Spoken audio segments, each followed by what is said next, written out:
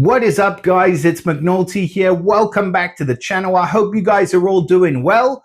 It is that time again. You can see it is summertime in Empires and Puzzles land. The birds are singing, the butterflies are flying, the bees are buzzing, and all sorts is going on. And the reason why we have this beautiful, lush green background is because today we are going to be counting down the top 20 nature heroes of all time in Empires and Puzzles. And if you know how this goes by now, we're not just going to be counting down the top 20. We are going to be going through every single hero, 5-star hero in Empires and Puzzles. And then we are going to be giving them ranks as we go. So it's going to be a lot of fun.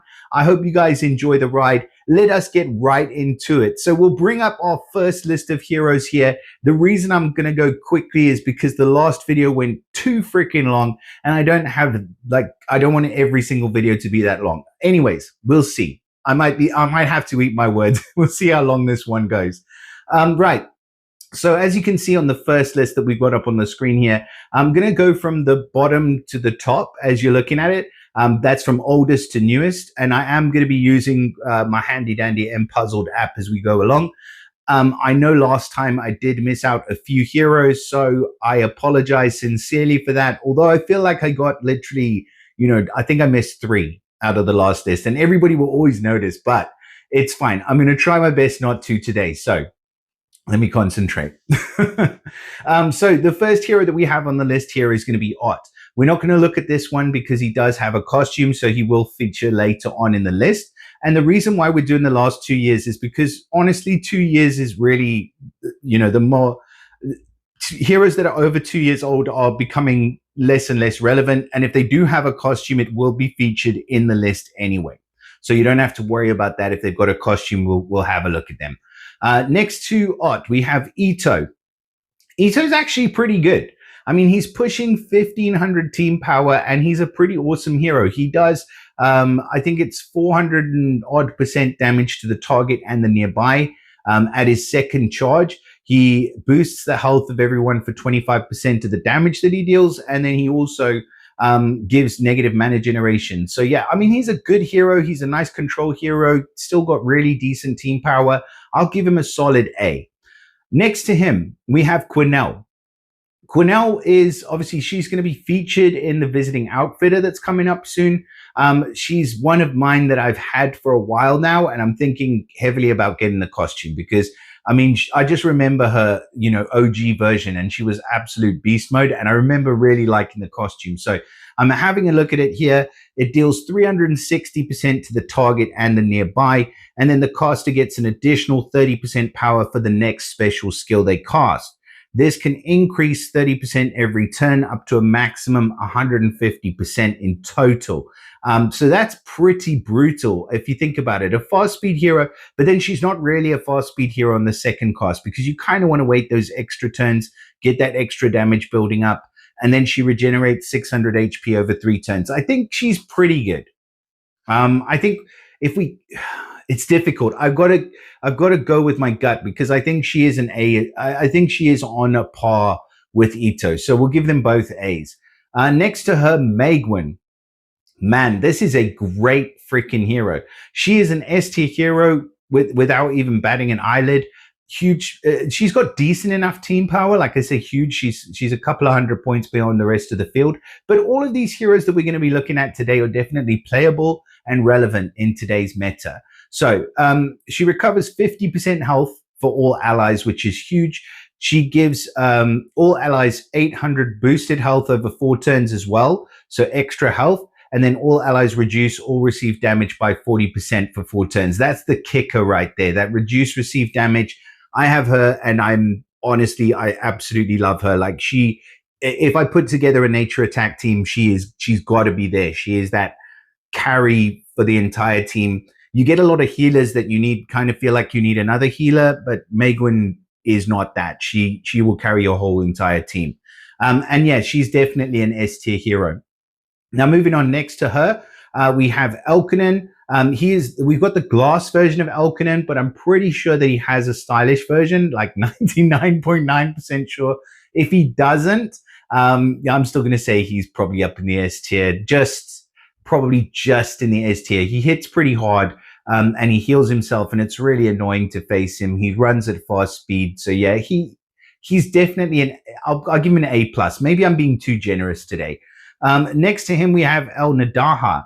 The costume for El Nadaha, she looks kind of weird, like a zombie, which is strange. She does have the extra passive, so the 100% passive chance, not the 3x1 for her. She deals 295% to the target and nearby at fast speed. And then the target and nearby are immune to status effect buffs for 3 turns, and they receive 400 damage for each attempted buff. Now, she's running a team power of 1576, so she's a little bit ahead of Quinnell and Ito that we looked at initially. But I would say that actually I like Quinnell and Ito more, and that might be a bit controversial, but I don't put as much value on the buff damage because I just don't think it's that great. So yeah, I'll give her a low A, like an A minus for El Nadaha costume. There we go. I'm not being nice anymore. Bramble. Okay. I can't believe he's literally 2 years old. He's still an incredible hero. He is a fawn, so he gets the resistance against insanity, which is always nice. And he recovers 50% health for all allies. All allies gain 25% mana after 3 turns. There is a bit of a delay, but it's not that bad because you just gain 50% health. Or immediately if it's removed before the duration ends, and he cleanses status ailments from all allies. Like, I do like him. I do like him a lot. I wouldn't give him the edge over Megwin though, personally. I think he's an A plus hero. I think Megwin is an S tier hero, both running at the same speed. Now let's move on. People are going to hate me for that, but you know what? That's how I feel. Let's move on. Grovert.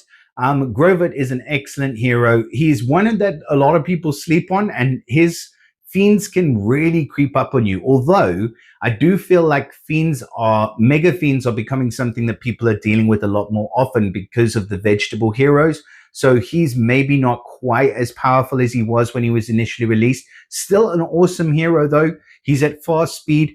He doesn't do any damage, but after his special skill's been cast, he increases his mana by 20%. So the second cast, you can get off at very fast speed, which means you can put out 2 Mega Fiends pretty quick.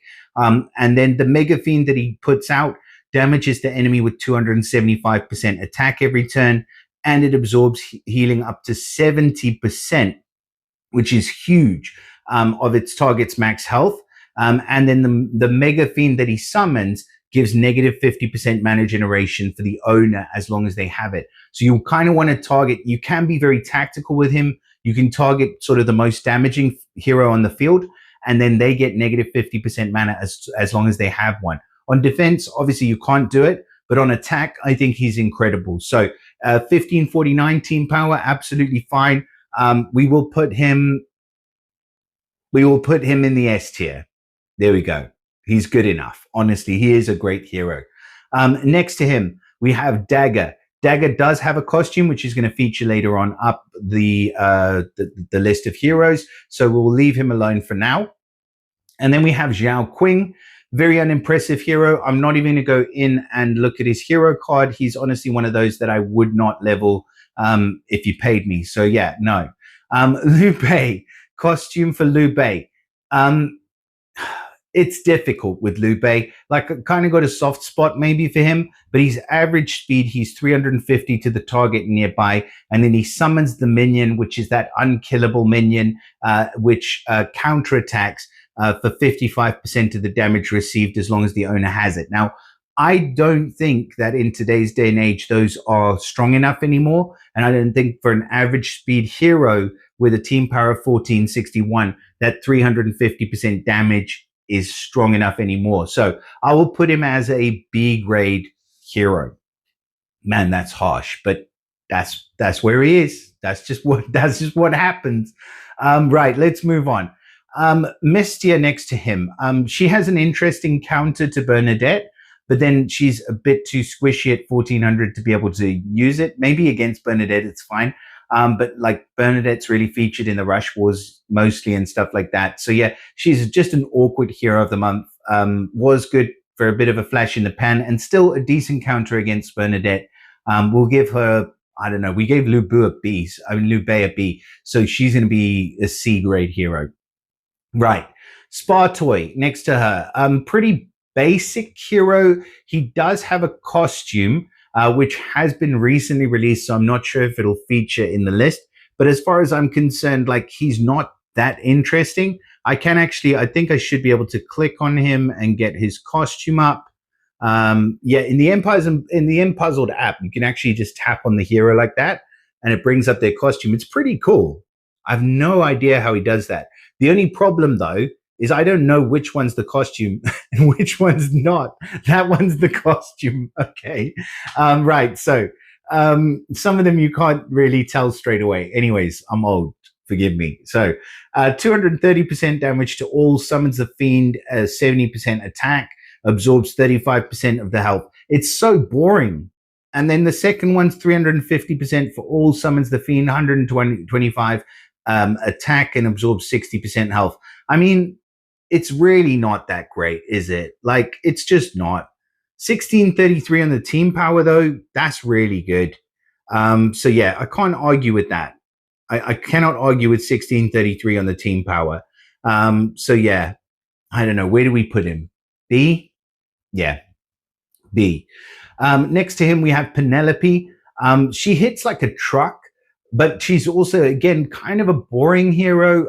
She is one of the insanity heroes, so she gives herself insanity. She gives 45 insanity to herself, but 440% damage to all enemies at slow speed, and she heals all allies for 35% of the damage dealt. And then she gives dodge as well, so all allies get plus 45% chance to dodge.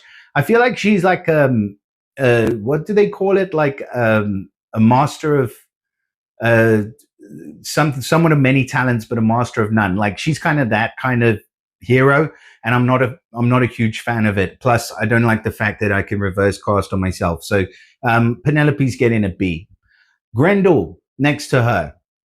Grendel, I freaking love. I think he's an incredible hero, and I think he's an awesome part of an attacking team, especially. He is fast speed. He does give negative 40% defense down against nature for 3 turns, which obviously we don't have a lot of elemental defense down, so that puts the hero's value up pretty high because you can obviously pair him up with other heroes in the same element.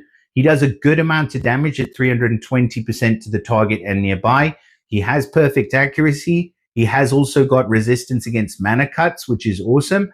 And he gives out some bleed damage and he regenerates HP. So yeah, I've got to put Grendel in the S tier. I think just for his versatility and for how easily you can slot him into any attacking team. And then next to him, who have we got? Grendel. I'm not missing anyone out. I'm going slow. Right.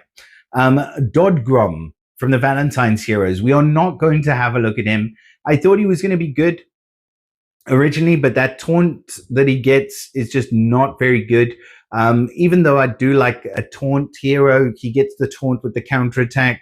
It lasts for 4 turns and he reduces damage he received, but he's just meh. I think it's because of the counterattack. I'm sorry, I've got to have a look at him.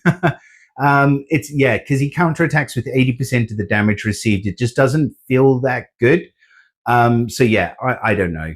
He didn't really make as big of an impact as I thought he was going to. Next up, we have Egg He's like a slow speed version of the blue hero that I forget his name from the same family of heroes. Anyways, Egg is pretty good. 500% damage to the enemy with the highest HP, and then does 300% to all other enemies. He reduces the mana of the enemy hits with the highest HP by 50% and reduces mana of all other enemies by 30%. It can be really frustrating. He's pretty decent as a tank. He's not really as tanky in terms of his stats, but he can still be used, and he does do really, really well in the Rush War format. We'll give him an A, I think, for Egg right, A for Egg right, let's move on. Next one is A for Archibald. So yeah, Archibald with his Suspicious Stew, one of the later released garrison guards, 300% damage to all. Damage bypasses minions, and then enemies get negative 40% defense against nature for 4 turns. Again, he's running at average speed, giving an elemental defense down, hitting all. It's really handy. He summons the Mega Minion, which is the Sword Guard one, which has a huge attack and a decent HP, and it gives the bleed damage, which spreads to the nearby enemies. I really like that one. Plus, he gets the passive that removes Wither. I think with Archibald, we can put him into the S tier. Just the combination and the amount of different effects that he's doing definitely will put him there. Next to him, we have Gurion. Gurion, the slime bull from hell, who's like trying to club a butterfly on his card. That is funny. Right, Bone Slam. He's also a slow speed hero.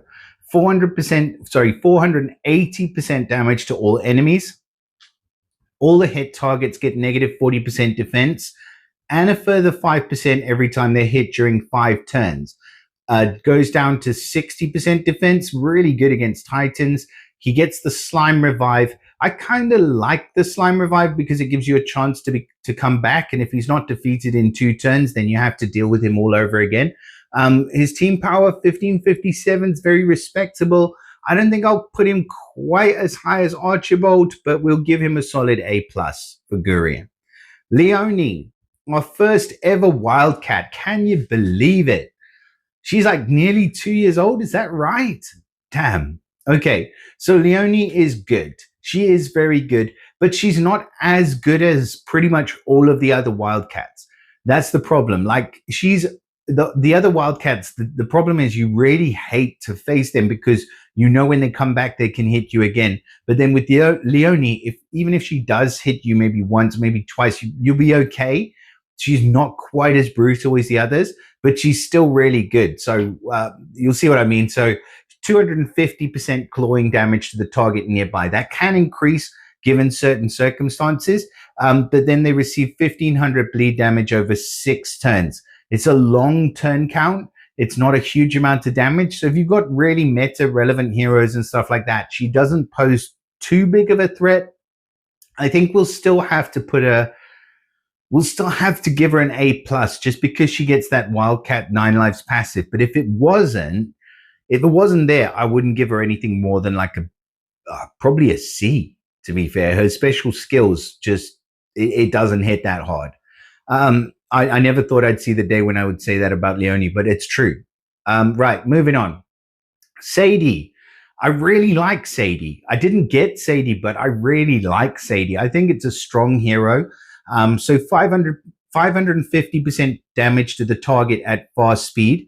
The target gets silenced for 3 turns, and then the target gets negative 64% defense against special skills for 3 turns. So it's like a double whammy, silence and negative defense against special skills, and a big amount down. The target cannot get their status elements cleansed or reallocated by special skills for 3 turns. So like a triple whammy, and then reduces the caster's max health by 400. The cool thing though is that even though Sadie reduces her own health, you can counter that by having a health booster on your team. So it's the least, I would say, impactful of the negative elements that you get with the Easter heroes. So yeah, I think Sadie, I really am tempted to give Sadie an S. Like, I really think like this is one that a lot of people sleep on and can actually be really good. But just because of the stats being a little bit more dated, I think we'll go for an A+ for Sadie. Right.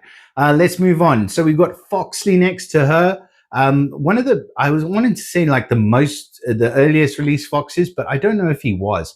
375% damage to the target and the nearby. It's good at fast speed. It's at the top at the good end. Should we say it's like mid range? Should we say for a fast speed hero? The target and nearby enemies then receive lasting 250 bleed damage per turn. I love the lasting effects. You don't have to worry about them. They just go on and on and on forever. And if we're comparing him to, like I said about Leonie, like he's at fast speed as well. And she did 250% clawing damage. Yes, it can increase to, I think, 400 with certain conditions. But his is unconditional 375 to the target and the nearby. And he gives them the lasting bleed damage, which his does 250 per turn. Hers was like 1,500 over 6 turns, which I'm pretty sure is less than 250 a turn. You can do the maths. I can't. But I think it's less.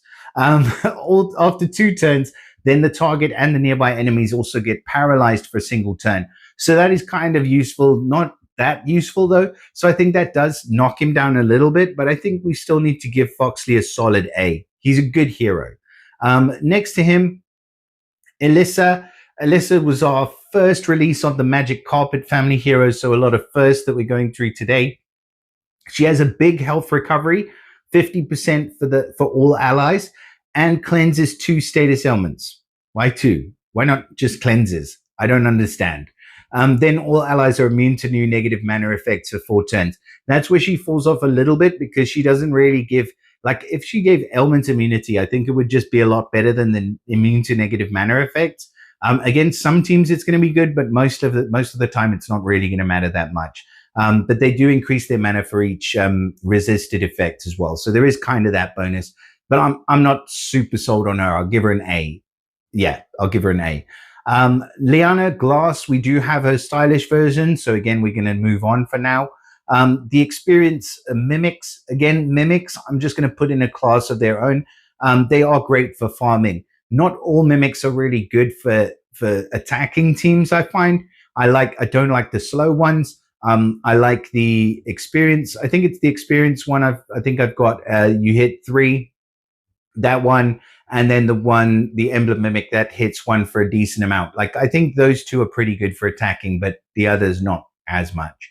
Right. But I'll say all mimics, like A tier, probably. But they can fit in quite well on attack teams as well. So we'll give them A+ for mimics. There we go. Moving on, Lan Bowery. She's a weird one. She was supposed to be like the Moth's answer to Bernadette, but she doesn't really. And it's weird. It's strange because she looks on paper like a really powerful hero. I'm sure she's incredible when it comes to Rush Wars. But 260% to all enemies, deep sleep for all, stealing buffs for all, randomly distributing them, gains mana for each stolen buff. It's so much. Again, it's one of those heroes that's a jack of all trades and a master of none. That's the phrase I was looking for. And she is that. So yeah, Lan Bowery, fun name to say, but not a fun hero. B. Next to her, Fafnir. Ooh, my boy Fafnir is going to be getting a costume soon. And mark my words, when this dude gets a costume, he is going to wreck some freaking teams. And he is going to last a long, long time. This dude, even as he is, has nearly 1600 team power. He is an S tier hero all freaking day. Attacks the target nearby with Frostfall Strike up to 2100 damage. Deals extra damage against fire.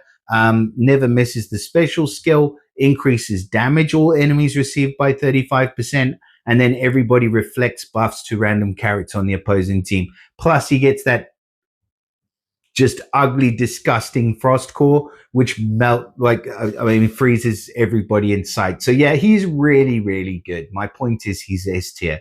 Next to him, we have Toxicandra. Man, Toxie is a fantastic hero. With her costume, she's incredible. She's one that I don't have and I've always wanted because I just think that she unlocks so much potential especially for fast speed teams. And you want that fast healer that can get your team going. She's the answer. She boosts the health of all allies by 750.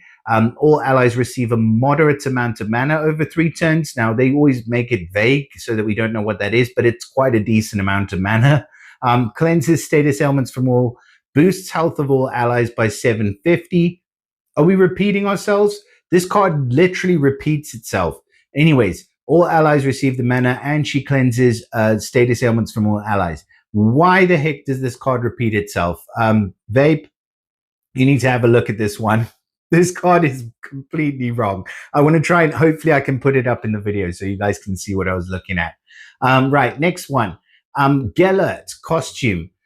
I kind of like Gellert. Gellert's the one that punishes boosted health. I do have him, but I don't have his costume. I think that's one that I would like to pick up in the Visiting Outfitter, though I don't know if he's featured in this next one that's coming up. I think we might just miss the cutoff for him.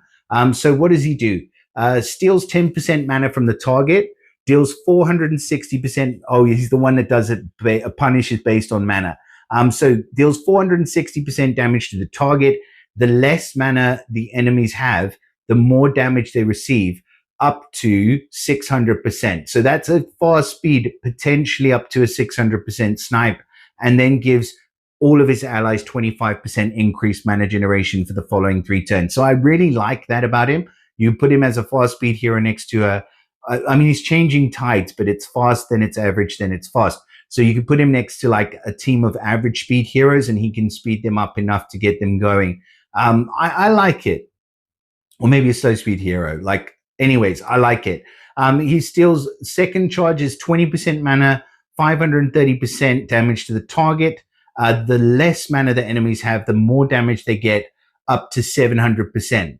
So yeah, that is a pretty crazy snipe. If you leave this guy long enough to get going, it's a pretty devastating snipe. And his team power gets up to what? Nearly 1600. So yeah, I will put him as an A+. All that for an A+. Right, let's move on. We'll go a bit quicker. Florena. Florena is actually a good one. She is a 2025 Hero of the Month, but she deals 435% damage to the target. The target then can't get their status elements cleansed or reallocated by special skills, and she gives 1287 poison damage to the target, which spreads to the nearby enemies. So it's kind of cool because she puts the poison on and then you can't cleanse it. But is she strong enough at 1471 team power? I don't think so. So Florena sadly is getting a B, although I believe when she was released, to be fair, like within the first like 6-7 months after release, even a year after release, she's still good. But now we're getting on, we're talking, she was what? I can't remember what month in 2025, but it's a while ago now. And the Heroes of the Month do suffer because if you think about them being released at 100 points team power lower than the regular heroes, or 120 or whatever it is, the power creep should be going up by like 1 per hero, and the release is maybe like 3 or 4 per week. So you add that up, how far behind are they actually when they're released? It's at least 5 or 6 months, or maybe 3 or 4 months, but it's a long time in Empires and Puzzles land. That's like 50 years. Right. Let's not lose our place. So we're moving on. The next one is going to be Vertigo, passing judgment on all and sundry. He is fast speed, 380% damage to the target and the nearby. All allies get the sticky surface for 3 turns, which deals a random dispellable buff or growth effect from an attacking enemy. Pretty straightforward hero, but good. Solid team power, solid attack, and has the ability to steal buffs and growth effects. I think we got to give him a solid A. Roz next to him has the potential to be absolutely devastating. She's not always. So she deals 540% damage to the target. But if there are 5 or more nature shields, then she does the damage to the target and nearby. If there are 10 or more nature shields, she does 540% damage to all. So at fast speed, has the potential at 1600 team power to be one of the more devastating heroes in the game. But it is conditional, and you do need the amount of tiles on the board. So, I mean, she's pretty straightforward, but she's good. She's solid, and you can have a lot of fun if you're willing to wait out that extra turn. Or imagine she's the last hero. Imagine this scenario. She is the last hero on the board. It's just you. Their whole entire team is still alive, but you managed to chop them down a little bit. You see you've got like 8 green tiles on the board, and you wait that extra match. And then you just wreck them. You just wreck them all with one shot. That is the coolness that Ross brings, and she looks incredible. So yeah, I don't know. We'll put her in the S tier. Yeah, 100% S tier. Now I've just convinced myself because she looks incredible. Right, let's move on. So we've got Godfrey next to her. I actually like Godfrey. He's a healer, which is very unusual, but he's an average speed healer. Like, I think we have a slow speed healer, Dimmer. I'm not a huge fan. Is it Dimmer? No, I can't remember the guy's name. Anyways, the big red dude from the Garrison Guards that was released first. It's not Dimmer. It can't be. Right, Dimmer's another hero. Recovers 35% health for all allies. All allies are immune to new status elements for 4 turns. There we go. That's a simple, incredible special. 35% health recovery and ailment immunity for 4 turns. Like, eat your heart out. Great. 1600 team power, fantastic. Summons a Spear God Mega Minion with 35% HP and 300% attack, and each hit from that minion dispels all dispellable buffs from the target. I'd have preferred the Sword God one, but that'll be splitting hairs. He is an incredible hero. I'll put Godfrey in the S tier. Right. Next to him, Suo Muaki, I believe. Suo Muhauki. What a name. Deals 400% damage to the target at fast speed. Summons the Pike Mega Fiend, which has 270% attack. Deals strong damage against fire. And then absorbs healing equal to 70% of its target's maxed health. And it gives negative 45% attack for its target. If it's fire, it gives negative 55 attack. It starts out good and then it gets kind of bad. It's not enough damage. I mean, we just looked at Roz, like put these two side to side and there is absolutely no comparison. I think Suamaki will be getting a B. Right. Sun Earn Yang. I mean, she's hot. I don't know if you get bonus points for that, but like she is. You don't get bonus points for that. Not here, not today. So she is a good hero though. 300% damage to all at fast speed is nothing to laugh at. It's really good. The extra chance for critical hits also means that sometimes she can absolutely wreck you and you don't have any idea where it came from. She also gives out nearly 1500 bleed damage over 5 turns. And resets the duration of ailments for all enemies. If she doesn't have that, the effects are marginal between the two. So yeah, I mean, when you have her ready, just cast her. The one thing I will say is that, and I don't have her, but I can imagine with her that sometimes she is a little bit, she's not going to wreck the whole entire team. She's not going to do quite as much damage as you need her to. But that being said, I do think she is still an S tier hero. So yeah, enough said, honestly. And she's hot, so extra brownie points. Next up, we have the Ascension Mimic. We're not going to, like I said, all mimics are incredible. Merith next to the Mimic is pretty trash, honestly. Surprisingly so. Because, I mean, I'm wanting a lot more from her special. Like, it's so bad. I need to focus in on it and actually show you because she's going to earn the title of Dog Water Hero because that's what she is. Just leftover after a barbecue dog water. No, you don't barbecue and boil the thing. I should know. I'm a South African. We braai. We don't. Dog water is just an American term that I'm using. Anyways, she is terrible is what I'm trying to say. Right, so she reduces the max health of the target and nearby enemies by 1,000. The effect's stronger against boosted health, we know that. After a turn, they get paralyzed for 2 turns. Dispels buffs from the target nearby. That's it. It's shit. It's terrible. Anyways, moving on. Right, next up is Eora and Fluffy. I don't know, just a sniper, really. But a minion destroyer at the same time. So like they don't destroy mega minions though, which I think we do have other heroes that do. So I think that knocks them down a rung. But still decent, destroys minions from the target, does 640% damage to the target, and then reduces all enemies' health by 850. It's quite a big health reduction. But yeah, I don't know. I don't know how I feel about Eora and Fluffy. I don't think we can give them an A though. We'll give them a B+. Right. Moving on. Hijal. He's slow, but he's incredible, honestly. 850% damage to the target at slow speed. The target then receives 100% of the damage everybody else gets for 5 turns. Plus, he gives growth for all allies. They get 550 attack, as growth, and then they get 35% mana generation for 5 turns. Need I say more? He's an S tier hero, easy. Next to him, we have the lovely Freya Waru. Again, she'll probably get a few hotness points from me, but she safely dispels all status effect buffs from all enemies, and then boosts health of all allies by 1,300. That's a whopping amount. It's not going out of fashion anytime soon. And then she gives the Source of Ailments, where she gives negative 80% mana generation for 3 turns on a random enemy. At the start of each turn. For how many turns does she do it? source of ailments for 3 turns, I think, and negative 60% defense as well to a random enemy. Then that's it. That's it. But that's all she needs. She's great. S tier. Let's move on. Next to her, we have Horgor Glass. I don't believe we have the stylish version of Horgor yet. I'm going to say no. But as a glass version, I do think he's relevant. I do think for a slow speed hero, he hits pretty darn hard, and he's got a decent enough team power. I think we can put Horgor as an A. Yeah, let's give him an A. Kaatrox, sorry.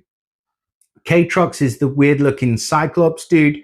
I remember being pretty decent, but not overly impressive. So boosts health of the caster by 1,000, and then deals 470% damage to all enemies. Pretty good. And inflicts 25 insanity on them. Also good. Stores all damage dealt to the caster for 3 turns, and then deals up to a maximum of 1,500 damage to all enemies. That's what I don't like. The stored damage thing, I don't think it works that well. It sounds really strong, but in practice, I don't think it's as strong as you think it's going to be. And it's kind of a relief. Casting the special inflicts 45 insanity on him. So again, the next time you cast it, it might work completely the opposite. I'm not a fan. We'll give him a B plus. No, we'll give him an A. If I gave Horgor an A and he does like 470% to all, I got to give him an A, right? Next to him, we have Thaffa. Thaffa is an S tier hero all day long. I do not even need to read his card. He's incredible. Next to him, Hortensia. From the she's been quite popular from the Halloween family. She's been quite popular in the bloody battle because of her fiends.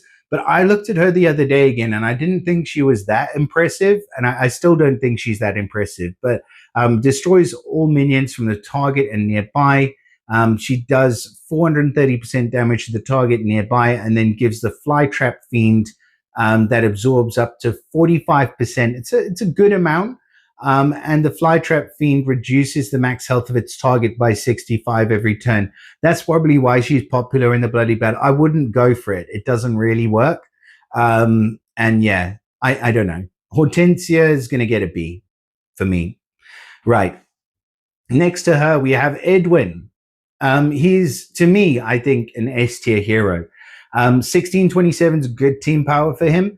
And he is the best of the Halloween heroes, hands down, at the moment. 265% damage to all at fast speed, bypasses defensive buffs. That bypass is so important. He is the fast speed Sobek, and you know how I feel about Sobek. He is incredible with that bypass. And then all enemies can't get their status elements cleansed or reallocated by special skills for 3 turns. And then he drops 1,008 bleed damage on all enemies over 4 turns. So if you add up the actual amount of damage that this dude is doing, it is disgusting.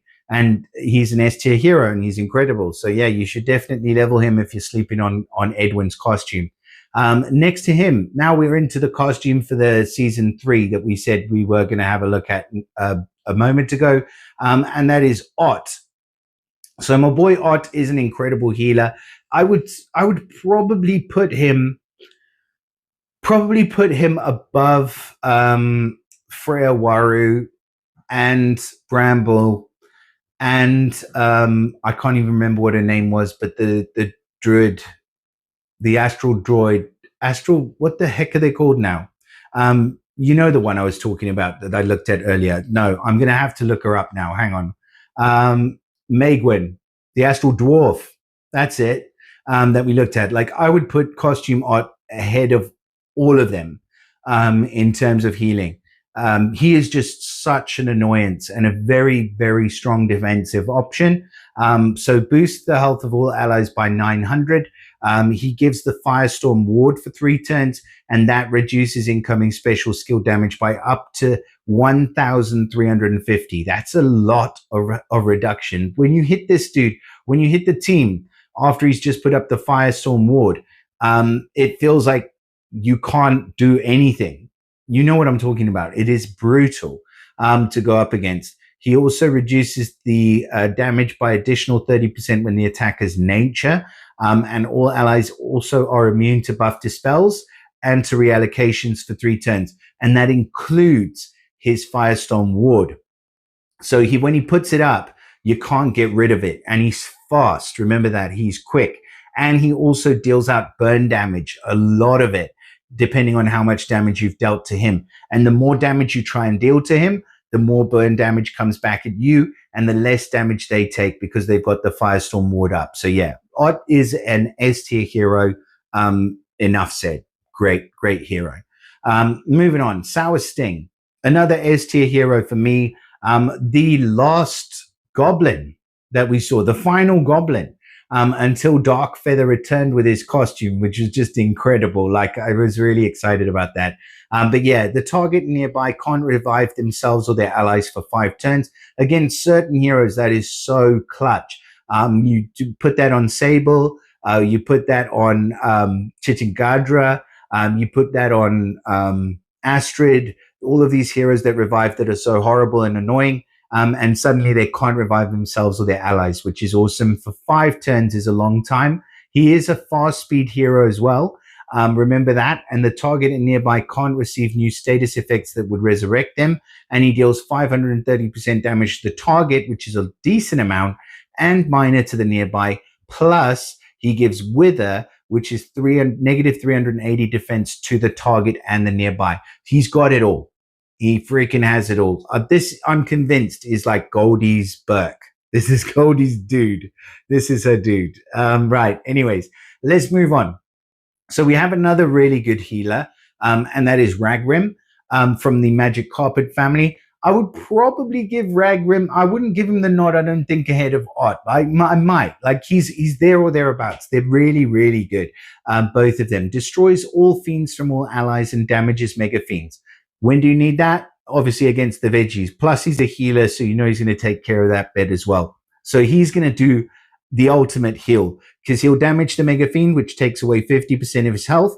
Then he's going to recover 65% health for the ally with the lowest remaining HP. And then all the other allies are going to get 45% health recovery. Plus, they're going to get growth where they're going to get 250 attack and 250 defense. So, yeah, he's incredible. S tier all day long. Right. Jar. I don't know how you say his name. I do actually have this guy. I recently pulled him. I've maxed him and he is incredible. Like, I'm not going to lie. He's an incredible sniper. His fast speed does 630% damage to the target, boosts his health by 50% of the damage he deals, which sometimes is a lot. And then the target receives resonance for 3 turns, and it deals a lot of damage, 630 to the afflicted, and then 319 to the nearby. So that's a nice, handy little bit. But then after that, he deals 300% damage to a random enemy at the end of each turn for as long as he has boosted health, which, like I said before, he does have quite often because he does a lot of damage and he boosts his health for a good amount. So he's really annoying. 300% damage every single turn coming out of this guy, and it stacks up. He's won me a few battles that I didn't think I was going to win. And for that reason, yeah, I've got to put him in the S tier. Right, let's move on. So Mimic next to him. Again, Mimics are incredible. Cristobal, jury's out for me on Cristobal. Sometimes he wrecks you and sometimes he just does nothing. So what does he actually do? 300% damage to the target. If the target has more than 50% health, he does 600% instead. So at the first charge, it's not that much. But then he deals at the second charge, he has the potential to deal 500% if the enemies have less than 50% health remaining. So that's when I say, like, you have to wait a long time to get that potential to wreck an entire team. So yeah, he can be good in a pinch and he can be a decent sniper. If they've got extra over 50% health, doing 600 damage, 600% very fast. I think we probably have to give him the benefit of the doubt. He's going to be an A for me, though. I don't feel like I'm kneecapping him too much by making him an A grade hero. Just a bit one dimensional. Right. Who's next? Bonga. Yeah, Bonga's an S tier hero. He wrecks teams, honestly. 410% damage to all enemies. And then he gives the growth boon where he does 2 times extra damage on top of that for every point of modified attack. And you remember that's been ramping up for however many turns it's taken to get the slow speed hero charged. So yeah, he can definitely destroy some teams. He summons this minion which has a decent amount of HP and attack, which also steals random buffs from the enemies and gives it to the opposition, which is awesome. So yeah, I like Bonga. And the fact that he increases his defense and attack every single turn makes him a bit more difficult to kill. I don't have him, so maybe I'd like him less if I had him. I guess that's probably how it works. But for now, he's going to be an S in my book, S tier. Bulklug next to him is an easy S tier as well. Absolutely incredible hero, huge damage, gives growth. He kind of came in under the radar. He gets the slime revive as well. Like, he's an incredible hero. S tier all day long for Bulklug. Ginger, the costume for Ginger actually impressed me quite a lot. I'm not going to lie. She is incredible. She casts a special. Then for the next 3 turns, she does 520% damage to a random enemy every time any other ally casts their special skill. So she has the potential to be doing a lot of damage to a lot of different heroes.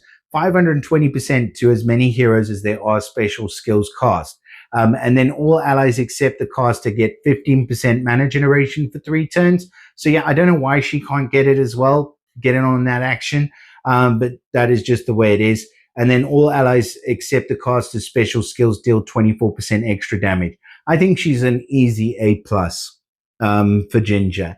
And a fun mechanic as well to play around with. Leora, our hero of the month. We are in 2025 still. Deals 385% damage to the enemy with the highest remaining HP and 255 to all others. Bypasses counterattacks and reflection. So that's exactly what you want. And that's what I said makes Edwin so strong. Steals the latest dispellable buff from the enemies and randomly distributes them on allies that have 50% or less HP. That's where I kind of hate this card, because it comes in with so many conditions you just can't even bear to think about what is going on. And then the element link gives increased critical chance. Overall, not bad, not great, lacking a bit in team power, as you can see, 1525. So yeah, B+ for her. Yeah. Next to her, Ellery. Right. One of our newer Insanity heroes, and actually pretty impressive, actually, Ellery. So the caster and nearby get 450 and 450 on the attack and defense as growth. Summons an aberration mega minion with 45% HP and 100% attack inherited from the caster. Now, I like the growth on the attack and defense on this hero, but there was a lot of the rest of the special. I was reading it the other day as well in preparation for this that I was kind of not as impressed by. So the aberration minion gives 774 toxin damage over 3 turns. Stronger against boosted health or mega minions. Inflicts 10 insanity on the target. And then inflicts 45 insanity on the target. So on the caster, sorry. So she's giving the minions to the caster and the nearby. And then every time the minions hit, they're giving 10 insanity, which I get is good. But again, like, I'm going back to a hero like Omen, who gives the fiends that spread and they do the insanity every single time. I just feel like the clones somehow are better and more effective. But then she is giving the growth, where she's giving 450 attack and defense. So she kind of needs that at the same time, I feel. But it's a lot of growth. It is a lot of growth. So yeah, I think we've got to put Ellery in the S tier. But like weird, but yeah, she's good enough to be in the S tier.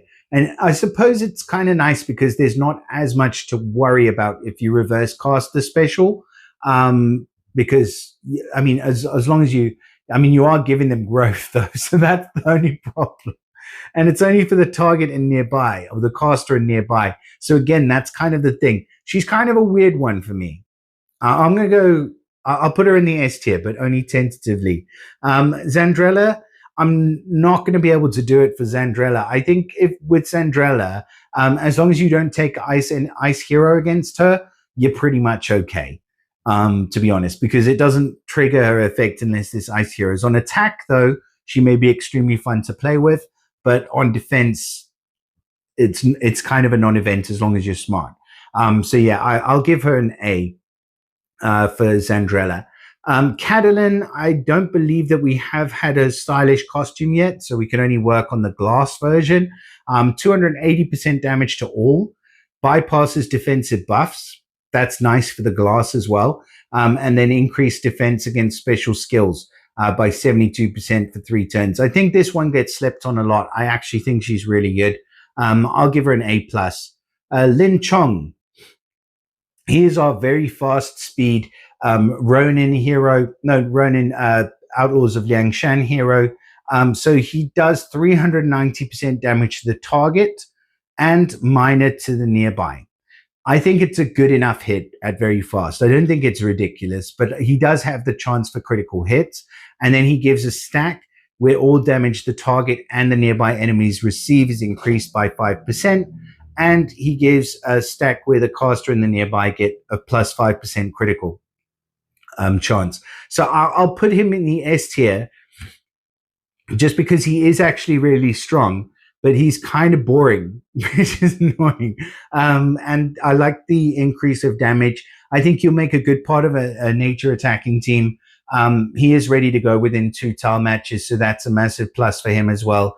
But yeah, there's some pluses, but there's not a couple of crazy things that I think make him incredible. So yeah, he is an S tier hero, but he's not like game breaking in any way. Athos, pretty unimpressive. If I'm honest, the costume destroys all minions from the target, damages mega minions. He's very fast, but he does 510% damage to the target and then gets 20% mana for every destroyed minion. What if they don't have minions? Which they often don't. The attack bypasses defensive buffs, and the caster regenerates 800 boosted health over 2 turns. He's basically a very fast speed sniper, 510%. I just don't feel like he's that great. We'll give him an A+. Right, just because he's recent and he's pretty strong. Next to him, though, Torund. Now we're in a completely different realm. I mean, just look at this, honestly. Like, you'll see what I'm talking about. I mean, just think about what we just looked at with Athos, and then you get this dude. Never mind the insane passives. Deals 550% damage to the target at fast speed, mind you. Okay, Athos was very fast. He was 510. This guy's fast. He's 550% out the gate to the target. Then the target can't cast any new status effects on their enemies or allies for 3 turns. So they're disabled. Deals 550% to a random enemy. So another 550%. Then the target of the second hit resists healing. So they can't heal. And they receive 350 damage for each resisted healing for 3 turns. And the caster gets 25% mana if both attacks hit the same target.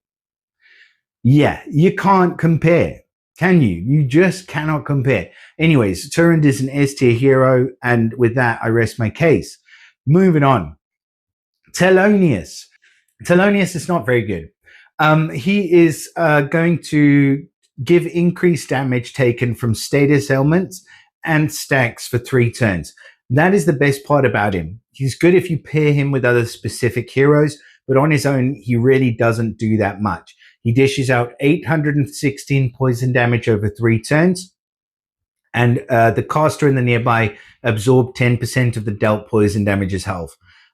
Or if you wait till the second charge, he recovers 75% health for himself and the nearby. Well, you might say, yeah, that's the biggest percentage health recovery in the game, which it is. But the problem is it's pretty useless because it's attached to a pretty useless hero. He can't really do very much very well. And you really don't want the second charge. You kind of want the first one, but you also want it to be a more devastating effect. And yeah, so I can't give Thelonious anything more than a C, even though his team powers are ridiculously good. Krusty the Clown. Yeah, so Krusty rearranges the enemy positions randomly and deals 350% damage to all. It can be really good. He does also get the flight momentum, which means he casts pretty quickly. And then all enemies get negative 32% mana generation for 4 turns. Then he gets an additional 50% attack power for the next special skill he casts. So you have to wait for it to kick in, but it's pretty good because it's an extra 50% attack power. And then the additional attack increases each turn up to a maximum of 140% in total. So he's like the new school Quinnell, but better in every single way, shape, and form. So yeah, Krusty's an S tier hero, 100%. And one that I would like to play around with because he seems really fun. Vernon. Vernon we see a lot of. On defensive teams, he's quite popular and with good reason. He's fast speed. He does 380% to the enemies on the edges of the enemy formation. And then for 3 turns, the enemies on the edges receive 50% of all damage dealt to their allies. So he racks up the damage on them. And then the enemies also are forced to cast Mindless Heal when at full mana for 3 turns. And he's at fast speed as well. So yeah, I really like Vernon. I think he's a great little hero. And he is definitely in the S tier. Right. Laurent, next to him. Laurent is incredible. He is an S tier hero all day long. And yeah, he's one of the Beauty and the Beast family heroes. So he gets the stronger version of his special, where he deals 600% damage to the target and minor to the nearby. And then he gets, the attack bypasses. I shouldn't forget that. And then he gets Taunt that prevents enemies from using special skills on him and his allies for 4 turns. And not only that, but he gets the Stone Skin as well. So yeah, Laurent is ridiculously good. Wei Qi, next to him. Oh no, wait. I nearly did it. I nearly did it again. I'm not going to do it this time. Right. So Elkonin stylish. I've already said I think he's up in the S tier for Elkonin. At the stronger version of his special, he's dealing, he deals 430 to the target and minor to the nearby, but he does extra damage to enemies with less than 50% health remaining. So that can potentially do a boatload of damage at fast speed. And 1750 team power, I mean, 100%. He's got to be in the S tier. Broseph next to him. I know Broseph's pretty popular. He's probably a better defensive than offensive hero, even though I don't have him. I imagine that's the way he is, just because he recovers 50% for the caster and nearby, which I don't like on attack, because you kind of need another healer. He uproots debuffs from the caster and nearby and gives growth, where all allies get 125 attack and defense. And he is fast speed, but I don't know. I'll give Broseph an A+. Not an S, sorry guys. Xena, I know he's super popular. Xenas, fast speed, 390% damage to the target nearby, 35 insanity on them, and he summons the Owl Fiend that damages the enemy with 70% attack. It has 30% max health, and it inflicts 5 insanity on the owner every turn. So this is what I was talking about. I feel like this guy's a bit stronger than the other insanity hero that we looked at that I said I wasn't too keen on. And then he does inflict 40 insanity on himself, but I think the other was 45. So like, I really think this guy's pretty good. I'll put him in the S tier. He is actually a really, really good hero. Right.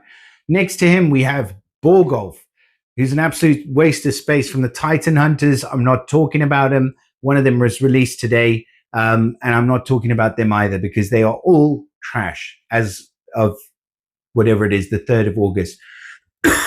Sorry, when I'm making this video. Right. Next one we have is Wei Qi, one of the weird sort of dragon hunter heroes with the dance thing going on.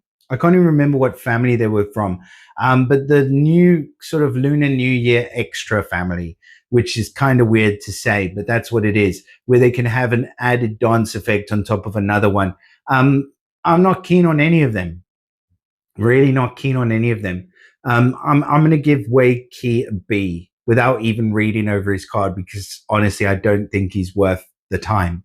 Meenakshi, Probably my least favorite of the Mahayota family heroes. Sorry to say it. But she's a healer, but I don't feel like she's that great. So she recovers 25% health for the caster and nearby. Again, I hate that. I hate it when it's not everyone. She recovers extra health for each point of modified attack and modified defense, sorry.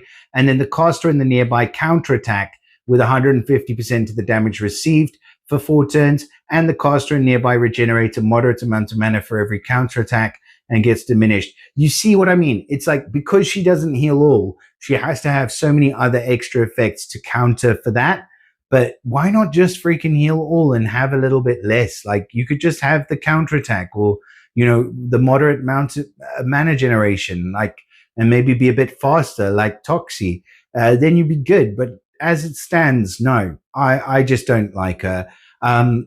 We'll give her we'll give her a B plus. We can't not give her at least a B plus with those stats.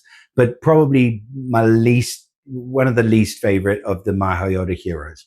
Next one is Liana Stylish Costume. She's going to be a very strong sniper.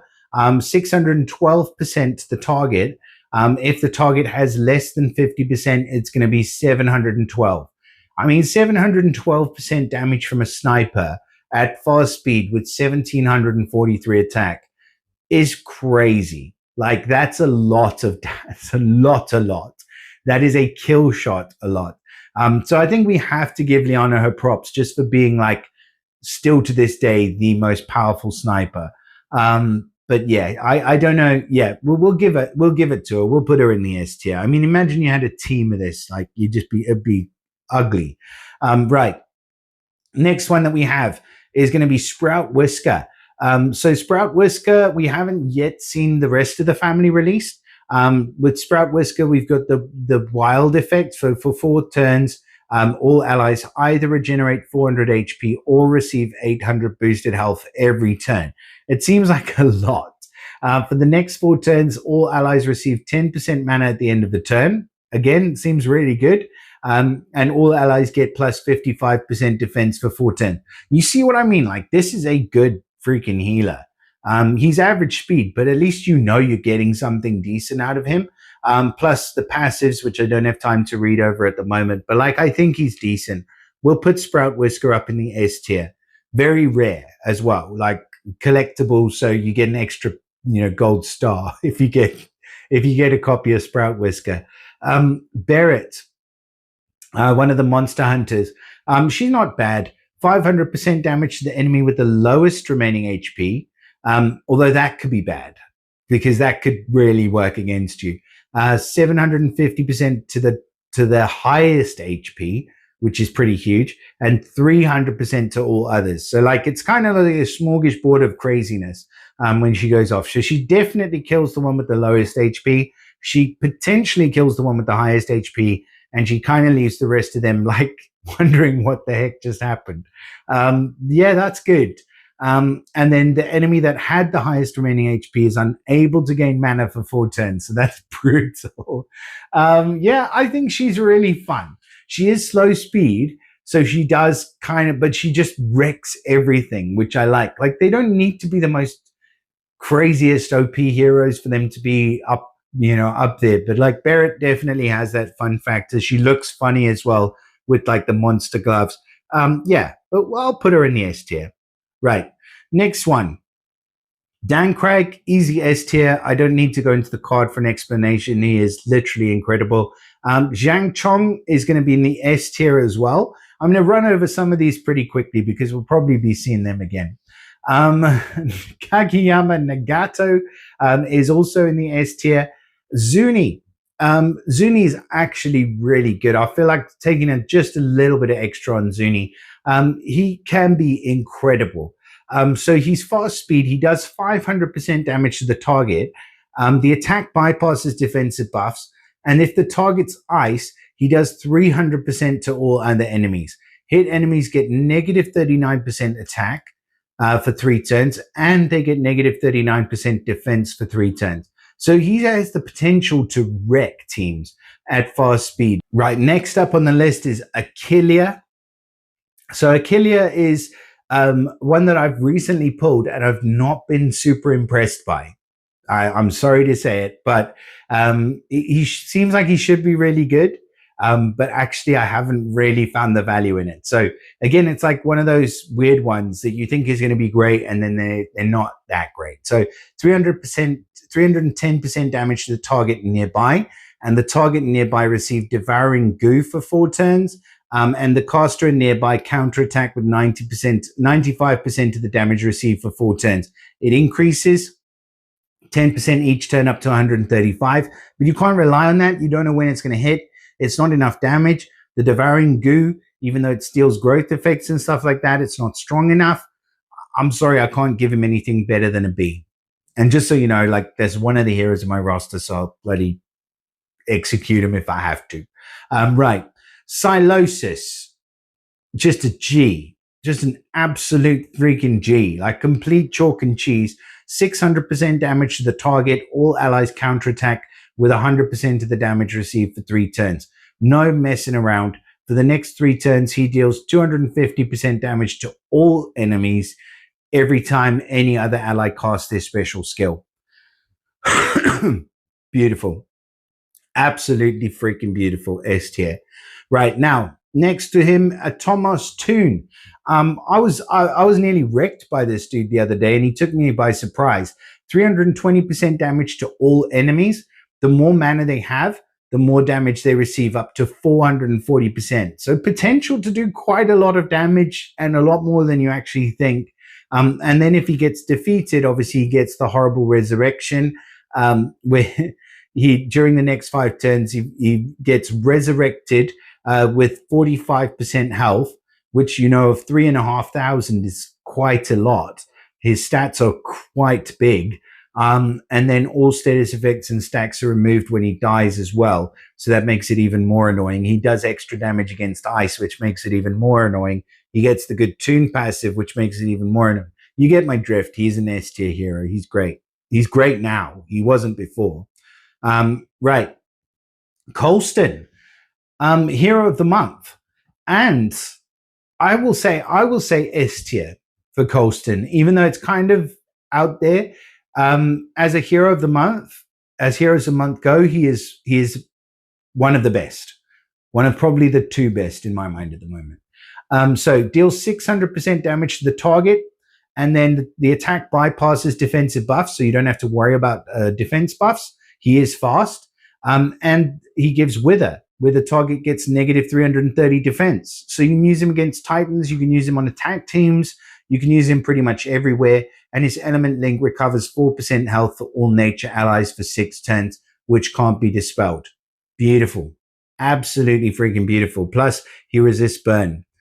So you can take him up against the Untold Tales heroes, no problem. Next to him, we have Dagger.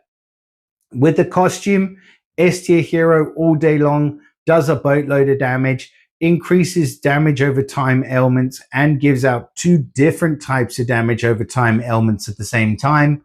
He's incredible. S tier all day long for Dagger.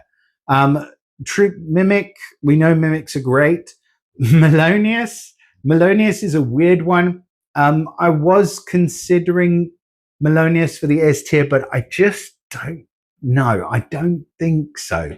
Although I did just give S tier to a hero of the month. So let's have another quick look. So all allies gain 25% mana, an additional 5% mana for each fiend or mega fiend owned by the enemies, up to 50% mana in total. So it's kind of weird because it's based on the fiends. You don't know where it's coming from. You don't know when it's going to happen. They do give mana to everybody, which is a very strong effect, but it is slow speed, so it should be strong.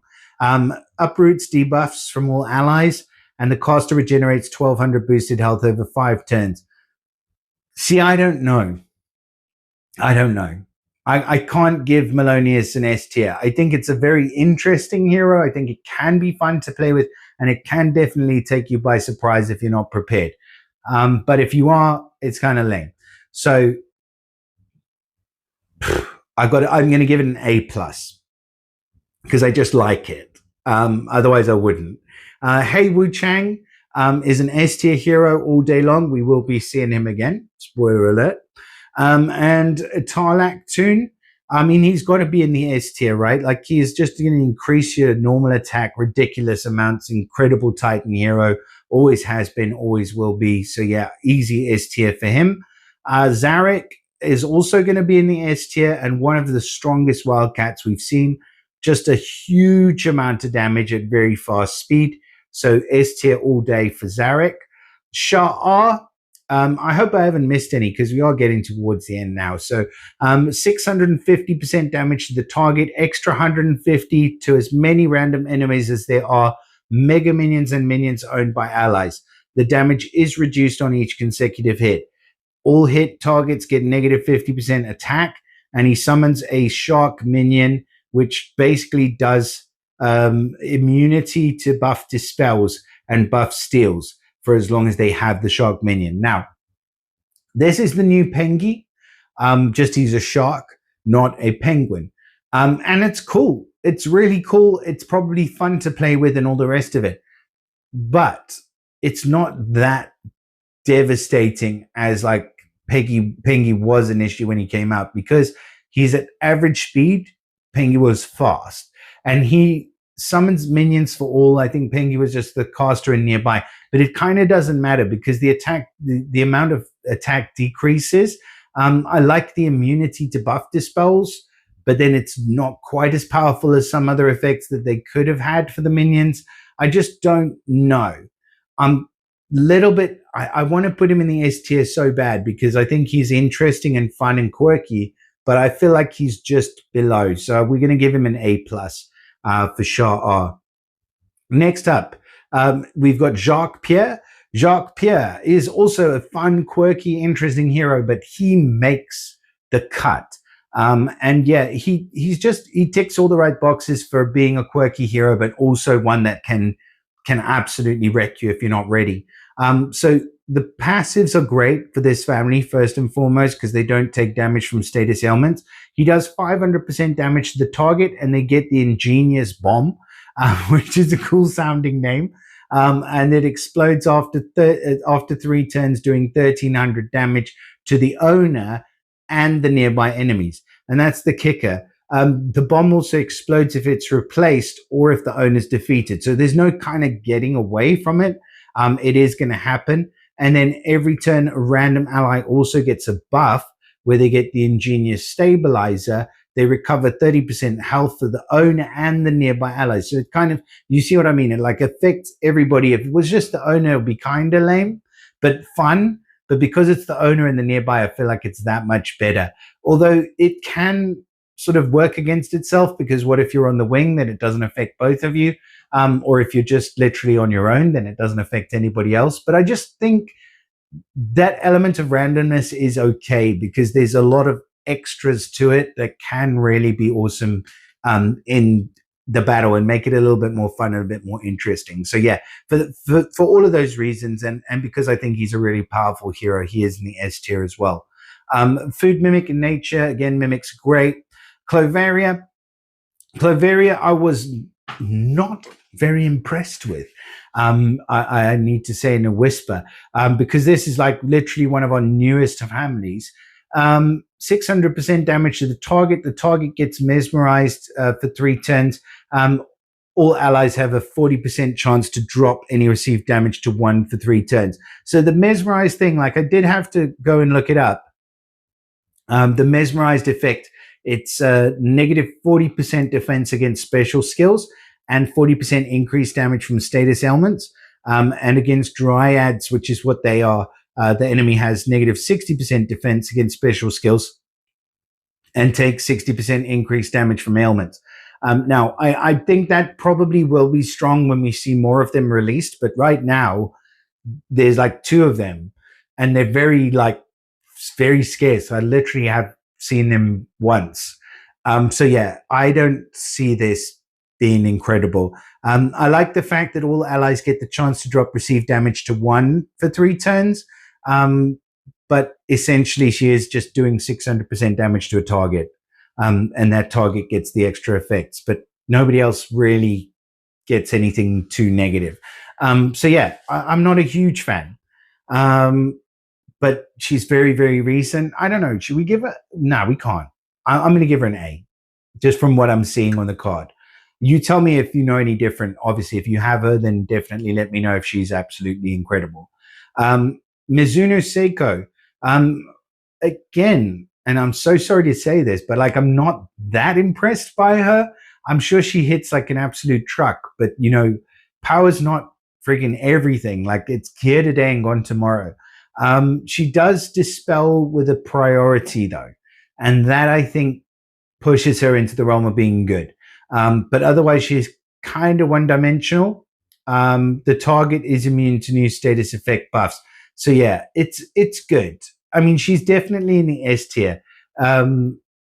Yeah, she's definitely in the S tier. She's not high up in the S tier, and she's not that interesting. If you want just an attacker with a priority dispel and then hit after, which I think everybody should have, she's kind of like that's an essential skill. Then definitely she is for you. But yeah, I don't know. It's a weird one. I don't know why. I don't know why. There's just something about her. Maybe she's just the greatest hero ever, and maybe I've got it completely back to front. She is in the S tier though, regardless of whether I like her or not. She is an S tier hero. Orson, trash. This is one of the Titan hunters. They are so bad, so bad. I don't care if they're good against Titans. Just in general, they are bad. Ikuturso, I like the new Ikuturso. 400% damage to the target nearby at fast speed. And then the target nearby gets 777 water damage over 3 turns. Could have been more. And then lasts 2 turns longer against fire. Steals 60% of any healing applied to the target and nearby for 3 turns. And against fire, it lasts for 2 turns longer. And he does extra damage against fire. He really hates fire. But yeah, that's kind of my point about the last one that we were looking at with Mizuno Seiko. Like, I know she like at average speed, she's doing, or yeah, average speed, it's 440% to the target in nearby. And then they're immune to status effect buffs for 3 turns. But then you get like Ikuturso, who's just a little bit like quirky with a few different extra weird effects in there. But he's doing 400% damage at fast speed. Where is it? Costume. There we go. Yeah, 400% to the target nearby at fast speed with the water damage over 3 turns, and then extra against fire, and then stealing healing. Like, you see what I mean? Like, he's just edging that little bit better. But I'll still give Ikuturso an A+. I'm not going to give him an S. I think he's an excellent attacking hero. But yeah, I'm still going to stick with an A+. Nah. Oh, it's difficult, man. If I gave Mizuno Seiko an S just a second ago, I have to give Ikuturso an S tier as well because I like him more. Right. Alberic Toon, we've got Queen Anne. I kind of wanted to skip over Queen Anne because I'm not completely sold on her. She does a lot. She is a slow speed hero, so but obviously she's going to be incredible in Rush. But the caster gets taunt for 6 turns. The caster regenerates nearly 1,700 boosted health over 6 turns, which is crazy because of obviously her cover damage thing is really going to kick in. But then they've capped the cover damage, so it's less powerful. And then all allies get 65% defense for 6 turns, and all allies receive 12% mana at the end of the turn for 6 turns as well. Like, it's really good. Like, there's not a lot that she does wrong. And the taunt for 6 turns is crazy, especially in Rush. But then you get somebody like Ludwig, and I wish Ludwig would get a freaking costume already. Come on. But then he can be increasing the mana of the nearby, and like there's so many other fun skills. I just feel like Anne is like the fun crusher deluxe. So yeah, I'm not a huge fan of Anne. She's gonna get an A+. Right. No, an A. Will be harsh. Alberic next to her. I really was impressed by Alberic's toon, the costume, the new toon. It's crazy. It's crazy good. He is an S tier hero. He gets the extra on the class bonus, so you can speed him up by 4% on the talent grid. You can make him faster. He gets the dispel passive. He gets the toon passive as well. And then each defeated ally has a 60% chance. It's high to come back with 30% HP. Again, it's high They all regenerate 1424 HP over 4 turns. It's also undispellable and lasts 2 turns longer on nature. And for the next 4 turns, all allies receive 10% mana at the end of the turn. And its status effect's undispellable and again lasts 2 turns longer on nature. So it's like you want to pop in on a nature team. Even in an average speed nature team, you can get him to fire off at average speed. This guy's going to be a monster, honestly. Like, I would really, really like this hero. Like, he's fun. And you see the difference between him and Queen Anne. Like, I don't know if it's just me. Tell me if it is. But, like, I just think that he is so much more of a fun and interesting and exciting hero to play with. So, yeah, Ulbrich is an S tier hero. Next one we have up is Tofana. And this is our second to last hero on this list. So Tofana is... I'm not... He's one of the scoundrels. So, I mean, let's just read it over because I'm not completely sold on him. I know I like to give my opinion a bit early sometimes, but 250% damage to all at average speed. It is a bypass attack, so it bypasses defensive buffs, and all enemies do receive 1,016 poison damage over 4 turns. Okay. The caster and all their allies absorb 30% of that damage as boosted health. So, yeah, pretty good. And then the caster and nearby go into ambush. Damage dealt by the caster and nearby allies is increased by 40%, and damage received by them is decreased by 25%. That is basically, I believe, that is what the ambush effect is. So when the character's in ambush, all existing cleansable elements and wither effects are removed. They can't gain new effects while in ambush.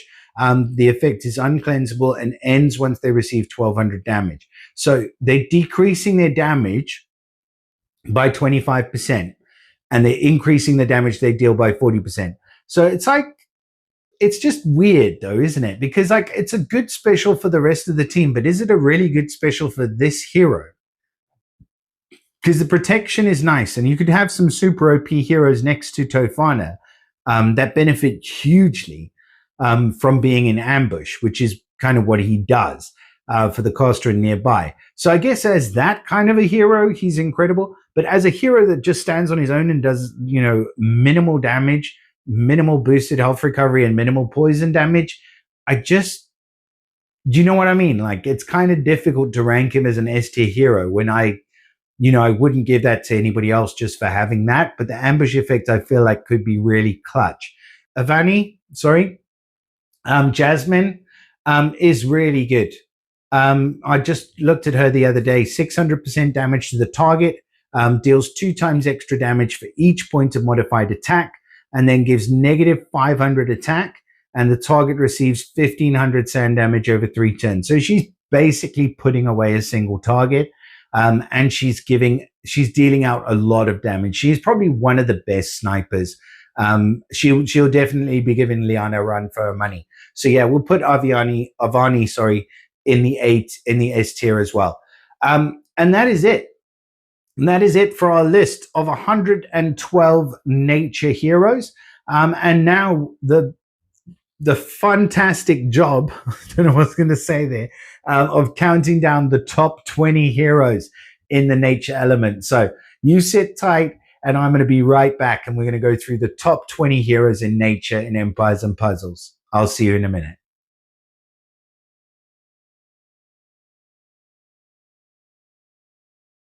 And here we are. The time has come to count down the top 20 nature heroes of all time in Empires and Puzzles for the last 2 years. Of all time for the last 2 years. 50%, 100% of the time. You may notice that I'm in different attire to what I was just a second ago, because for you, it's only been a couple of seconds, but for me, it is actually the following day.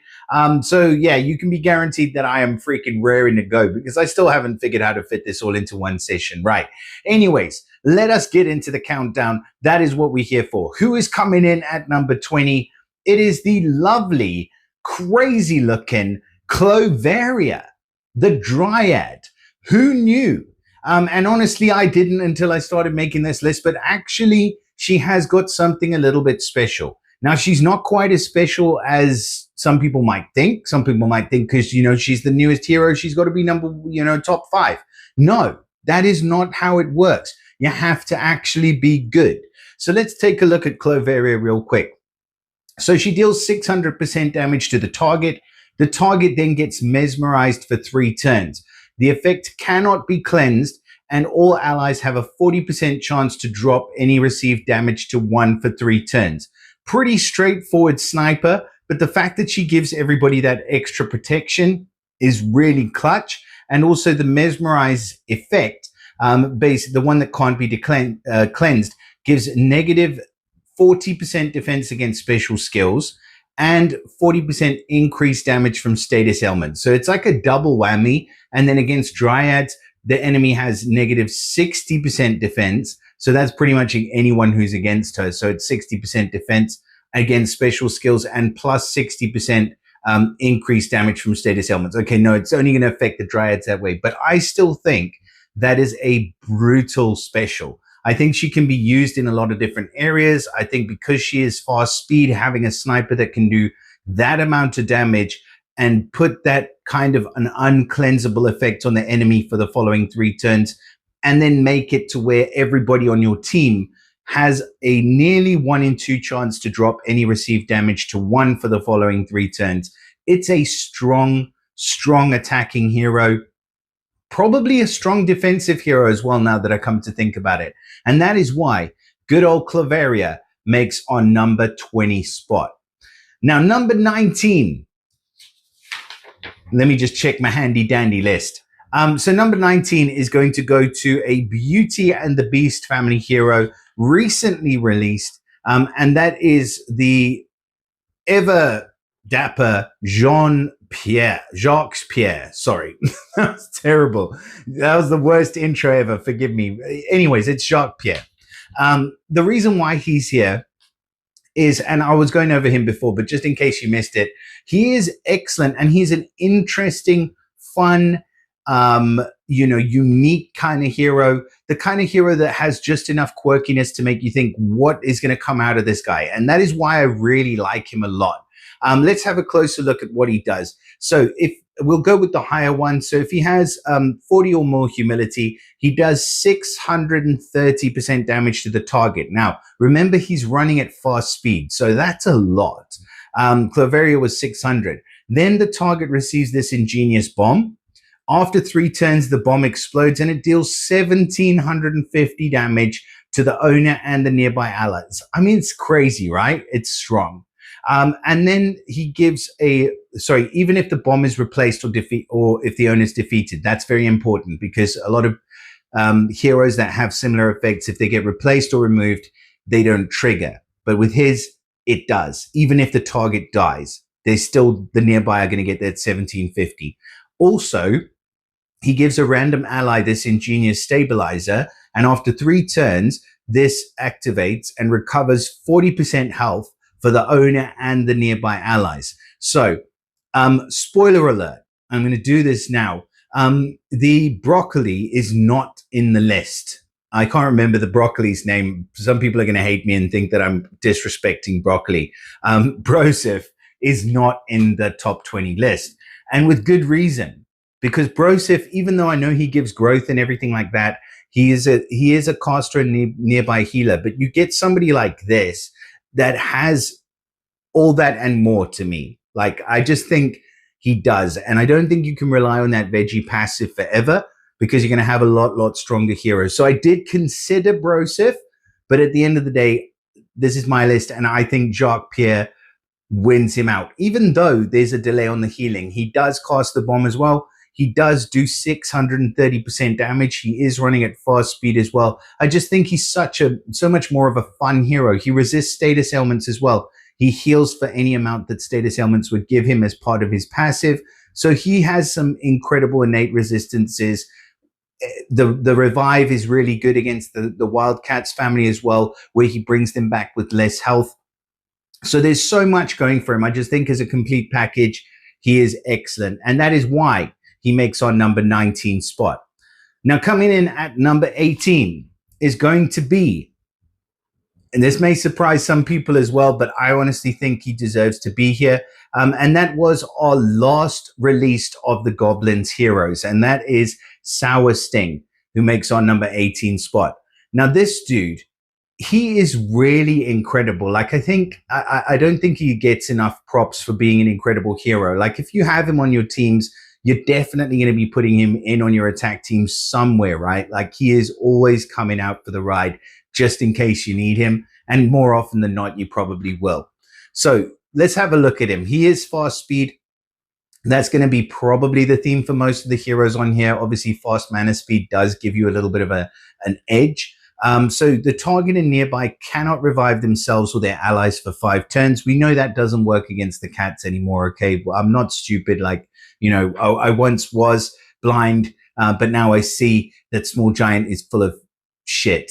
And they just want to pull the wool over our eyes. And that's what they did with that stupid balance where they said it was like a broken mechanic. It wasn't a broken mechanic. They were supposed to stop the Wildcats. Anyways, we will get someone sooner or later. They will bring that out. Mark these words. So the target and nearby cannot receive new status effects that would resurrect them for 5 turns. Deals a nice, tasty 530% damage to the target and minor damage to the nearby enemies. And then the target and the nearby enemies get negative 380 defense. That Wither is clutch as, and it means that he's an excellent Titan hero. He's an excellent part of an attacking team. He's really great on defense as well because you kind of don't expect him to be there. I think maybe his stats, obviously like 1632 team power compared to what have we got, like the strongest heroes released. In fact, I can just quickly check it, can't I? Because I got my handy dandy Empuzzled app. Well, it's not an app yet. It should probably be an app soon though, Vabe. I think that would definitely be something good to consider. But yeah, the Empuzzled website is incredible. It's got databases of every single hero. Like I've got all the nature heroes sorted. Like right here, you got 112 of them. You can quickly look at it. I mean, before that was a thing. I was doing these lists painstakingly and it took longer to find the lists than it does now. It didn't take longer to record because there weren't so many excellent heroes, but it did take longer to find them. Right. Anyways, my point is the strongest hero at the moment is 1761 team power, just released literally a couple days ago. So that was Avani, and she ahead of Sour Sting is at 1632. So it's 130 points in team power. It's really not that much. And that is the thing. It doesn't creep up that much. So my point about if you were watching the whole video, or if you have stayed through to this point, I think I was talking about yesterday how the heroes of the month are released about 6 months behind other heroes. So if you think about Sour Sting, who came out with the goblins when the goblin portal closed, I'm pretty sure that was over 6 months ago. I could go back and look, but honestly, I'm not going to do it now. But now, 6 months later, when the Goblin Portal's reopening, now there's 130 points between that gap. And that's what we're getting with the latest release of the Heroes of the Month. So it just doesn't work. Anyways, I digress. Sour Sting is deserving of the number 18 spot. And now we move on to the first of our Mahayota family heroes. And it is the bountiful basket weaving Bonga. And yeah, I do like Bonga, obviously, because he is on the list at number 17. And the reason he's here is because he's an absolute brute. He has incredible team power. He's really, really strong. He gets the growth that boosts him up every single turn on his attack and defense. And then when he's ready, he does 410% damage to all enemies and 2 times extra damage for every point of modified attack. You can play around with this if you like. I mean, if you have other heroes that will increase his attack even more, then go for it, because he will brutalize any enemy that he comes up against. He's probably better in Rush Wars, but I have come a cropper against him many, many, many, many times on defenses as well. And he hits a lot harder than you think. He's just one of those heroes where you just think, yeah, I can do 410% damage, but then it's not. It's just not. And then on top of that, he summons this Tokri minion for every ally with 32% HP and attack. And each time the minion hits an enemy, it steals a random dispellable buff from the enemy and it gives it to the owner or to the opposition team. He is an excellent hero and he easily makes our number 17 spot. Now moving on to number 16. Number 16 is a very recently released hero as well, part of the Ronins, I believe. It is Mizuno. I got to get her to pronounce her name correctly. Mizuno Seiko. That's the one, like the watch. Right. So Mizuno Seiko coming in at number 16. I mean, that's quite high up the list for a hero that was released very recently. I mean, 1743 team power, so it's like the last few weeks she's been released. And I think she does deserve to be a little bit further down the list. And I know she's a priority dispeller, which is cool, but she's not too much more than that. Like, she has priority dispel at charge 2 hits for 430% damage to the target and the nearby. 440% to the target and the nearby. And then they're immune to new status effect buffs for the following 3 turns, and they receive 600 damage per each attempted buff. So no doubt she is an incredibly strong hero, but there's better ones on the list. She is a brutal hero, though. If you are able to hold out to that final mana charge, you can potentially be dispelling from all and doing 540% damage to all, which is just ridiculous. She is the Queen of Carnage, and that is why she makes our number 16 spot. Now, coming in at number 15, our one and only Insanity hero. Sorry to disappoint, but you know I'm not the hugest fan of Insanity, but I am a fan of this dude. It is Xenos in our number 15 spot. Now, I actually really like this guy. I think he is like the personification of somebody who has at least a modicum of control of the Insanity and is just crazy enough to be able to pull off the win. You know, like he's good enough and solid enough for you to be able to use him in a battle, but he's also unpredictable enough for you, you know, to feel like you achieved something when you win, and for the enemy not to know, you know, what they're actually coming up against. Like, I really think he's a good hero. So let me just unlock my phone again because it blocked me, and we'll get to him. So he deals 390% damage to the target and the nearby, and inflicts 35 insanity on them at fast speed. That's a hefty hit. He also summons this Owl Fiend for the target and the nearby.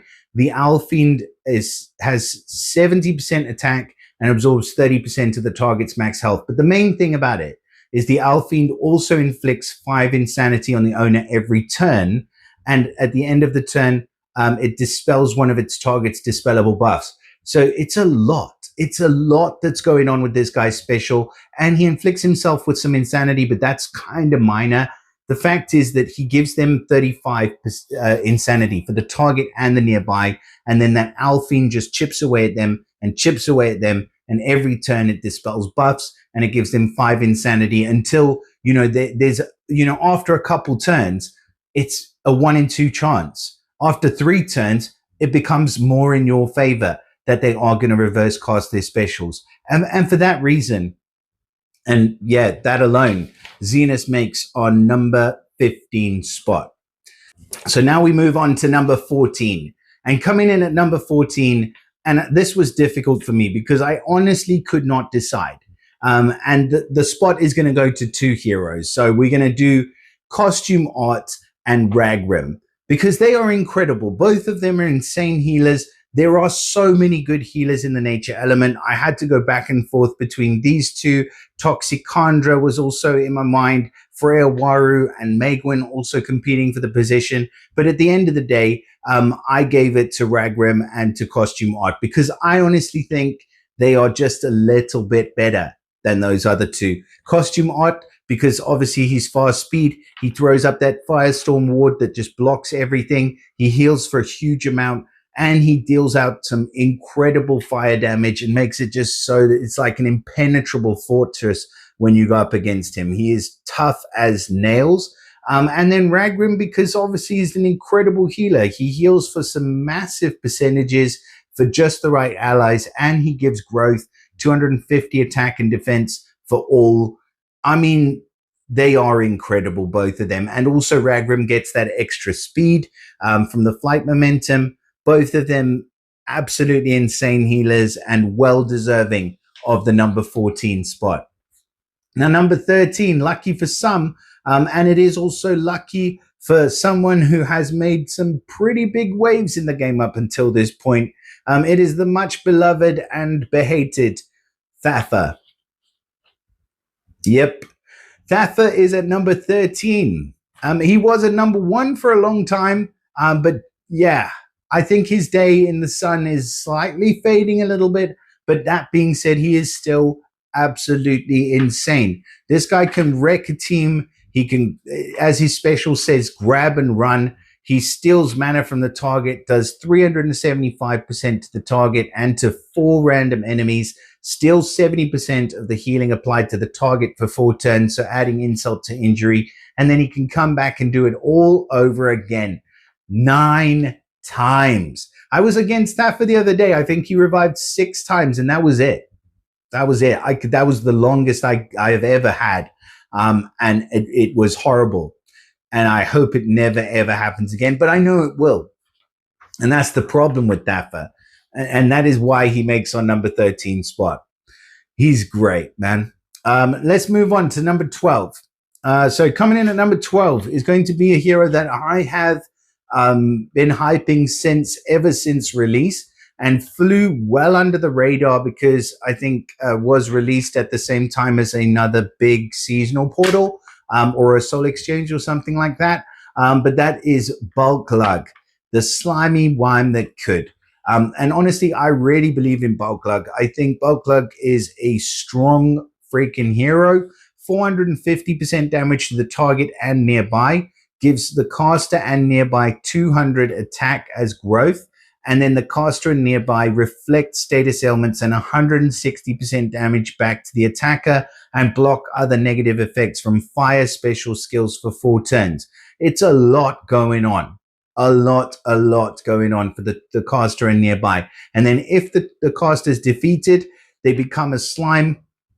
They can be regenerated, and if you don't kill them within how many turns is it? For 4 turns? No. Yeah, for 4 turns, they become a slime. If you don't defeat it in 2 turns, that's the thing with this one, is 2 turns you have to defeat the slime. If you don't, and 2 turns is not long, then they're going to be reborn, inheriting the slime's health and mana. So yeah, you're screwed again. I love this hero. I think Bulklug is very, very slept on. I think a really, really great hero. And that is why Bulklug makes our number 12 spot. Now, next one down on the list is going to be another new hero. And actually, he is a healer as well now that I come to think about it. But he's a little bit more than that. And I think you'll know who I'm talking about. It is the crazy looking Dankrak. And yeah, he is, I don't know how to say it. Like, he is the best reviver in the game. Yeah, he is the best reviver in the game. I've got my heart is somehow torn between the yellow ninja lady and him, but I feel like he just edges it just that little bit. So he's obviously got ridiculous team power, but he recovers 45% health for all allies. Every defeated ally has a 25% chance to be revived with 40% HP. And each nature shield on the board increases the chance to revive anywhere up to 65% chance in total. And then if that wasn't all enough, which it is, it's more than enough to make him an incredible hero, he also gives all allies immunity to new status ailments for the following 4 turns. He is a brute and a beast and a destroyer of worlds, and he looks absolutely incredible. And for those reasons, he makes our number 11 spot. Now we move into the top 10. So coming in at number 10 is a ghostly ghoul of a hero, one of our brand spanking new ghosts, and that is going to be Hei Wu Chang, our new War of Three Kingdoms family. The ghosts, what is it? The ghosts of, I'm sorry, I'm trying to find Ghosts of Yang Jian. Sorry, I have to scroll down and I have to do loads of stuff, which you don't want to see me doing, but like, I'll get there eventually. Just bear with me. So this guy is at our number 10 spot. So crack it into the top 10 just. And there's a good reason why I say just. Some people are going to think that he probably should be higher up the list. For me, I don't think so. And there's a big reason for it. So he deals 430% damage to the target and the nearby enemies, the damage gets increased by 50% per each defeated enemy. Very, very cool if you've got defeated enemies. If you don't, then it's a hefty hit, put it that way. Now, the attack bypasses defensive buffs as well, and the target and nearby enemies receive anywhere from 202 to 556 curse damage each turn for 4 turns. Again, it's quite a bit of damage. So he's really doing a lot of damage. And don't forget, he's number 10 for a reason. Like, he is doing a lot when he casts his special. And the effect is stubborn, so every attempt to dispel it just reduces it. It doesn't dispel it properly, and unless you have somebody who dispels stubborn effects, of course. And then the target and nearby enemies can't revive their allies or themselves for 4 turns. And again, that effect is stubborn as well. So he works against some other really, really cool heroes. If he worked against the Wildcats, I'd probably give him a higher spot. But here's the thing. These heroes have this passive, which is the ghost of Yang, whatever it is. It's called Vengeful Haunting, the passive skill. I can't show it to you there, but like, they have this passive where if the character loses more than 25% of their max health, the following thing activates. They cast full removal on themselves. They remove all status effects, stacks, growth, whether it's positive or negative, it goes. And then the character shifts into vengeful ghost form. Now, you might think this is supposed to be a positive. And the thing is, it is supposed to be a positive. But with him, I just don't think it is, because it triggers when he receives 25% damage. And while he's in ghost form, he does 450% damage to a random enemy and dispels buffs from them each turn. But he can't gain mana. He can't be healed by special skills, but he is immune to normal attacks, special skills attacks, etc., etc., etc. So you see the problem, right? His special skill is the thing that makes this hero incredible, because he's got an incredible special skill. But the passive prevents him from being as effective at casting his special skill. And you know how I found this out? Is I went up against him in attacks and I just went hell for leather at him. And the thing is, it's better to take that approach with this guy than to try and work around him, because you kind of want to put him in ghost form if possible. Wait till he comes back and then kill him when you have your guys ready. Anyways, I just feel like he's an incredible hero. He's really good. Don't get me wrong. I don't think that he's bad in any way, shape, or form. And I think if he's on your attack team, you will never, ever see this. But as a defensive hero, he does have his weaknesses, and that is one of them. And I think you might be frustrated by him on attack as well. I know I would if I took more than 25% damage and I had him nearly ready to fire. You know, I know he's coming back in a few turns, but what if I don't have that time? That's my thing with this guy. And that is why kind of 6 of one and half a dozen of the other, he makes our number 10 spot. Now let's get into this top 10, shall we? So coming in at number 9 is going to be Kageyama Nagato. And I really need help saying the names, but I think I managed to fumble my way through that one. Kageyama Nagato is one of the newest ninjas, part of the Ronin family, I believe, although I can't click on the family bonus, but it's that weird little upside down hat. So he gets the passive, which prevents people from boosting their health above the maximum limit, which I feel is incredibly strong. He has this special, which is ridiculous. It's called Shuriken Storm. And the way it works, he deals, I just take charge 2 because that's kind of average speed, say 600% damage to the target and steals 2 random dispellable buffs from the target to the caster. So he snipes for a huge amount, steals these buffs, but then at the end of every turn, the caster and the nearby allies throw a piercing shuriken to a random enemy for 3 turns. And this deals 330% damage. So think of it like the moonbeam strike and stuff that we've seen before with other heroes. And then that triggers, you know, for every single turn after that. His one doesn't do anything like put you to sleep or anything like that, thank goodness, but it does do a heck of a lot of damage. And it's not just him triggering the effect, it's his nearby. And if you do manage to hold out to the last charge, then not only is he sniping for 700% damage to the target, but all allies are throwing this piercing shuriken, which is doing 330% damage every turn for 5 turns. It's crazy. It's crazy. And I think he's fun as anything. And I think that partially, to me, is why he's here. But I think he's an incredible hero. And I don't think that he should be overlooked in this list. And he makes our number 9 spot. Now, number 8 is another hero that was released at pretty much exactly the same time as him, actually, and that is Zhang Chong. But I have Zhang Chong a little bit higher than him. And he's also a very unique kind of hero. He is one of the outlaws of Liang Shan family. I think the last released of the outlaws before we went into the ghosts. I don't know if we'll see any more outlaws, but he was the last one that they did.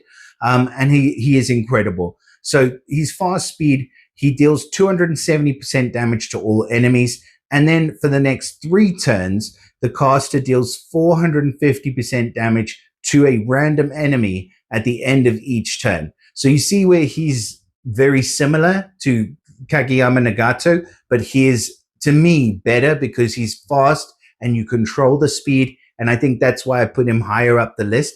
Plus, he does a higher amount of damage himself.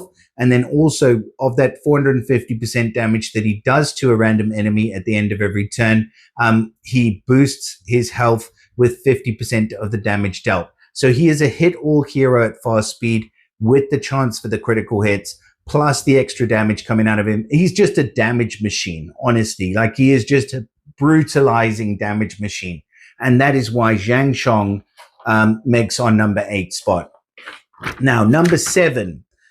So coming in at number 7 is a much beloved hero, and I believe he will be for some time to come. And he's coming out of the murky depths of the Murkheim realm, and that is Costume Dagger. What a hero. Honestly, this dude, he wrecks teams. He just obliterates teams.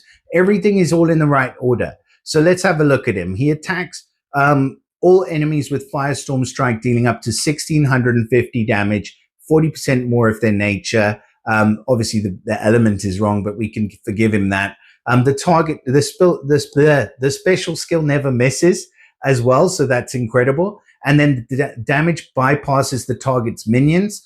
All enemies then receive 636 poison damage over 4 turns. The caster absorbs 10% of that as health, and all enemies take plus 52%. Why it's 52, I have no idea. Increased damage from burn and from poison. And what elemental damage does he do? Burn and poison, and potentially a lot of it, especially the burn. And he increases that dot damage by 50%. Honestly, if you do sleep on this guy and you don't take care of him, he will wreck your team. 1,000,000% wreck them. And he runs a team power of 1725 as well now with the costume. So yeah, he is pretty much indestructible and just incredible. And that is why Dagger makes on number 7 spot. Right. Coming in at number 6, another incredible hero. I mean, they all are, aren't they? Like, they literally all are. Now, from here on in, every single hero in this list is an absolute banger. And this guy is no exception. So at number 6, just double checking, sorry. Number 6, yes. It is going to be from the Beauty and the Beast family of heroes, Laurent. And I'm struggling to find him again now. It should be easy to find him, you would think, because he kind of looks like a statue.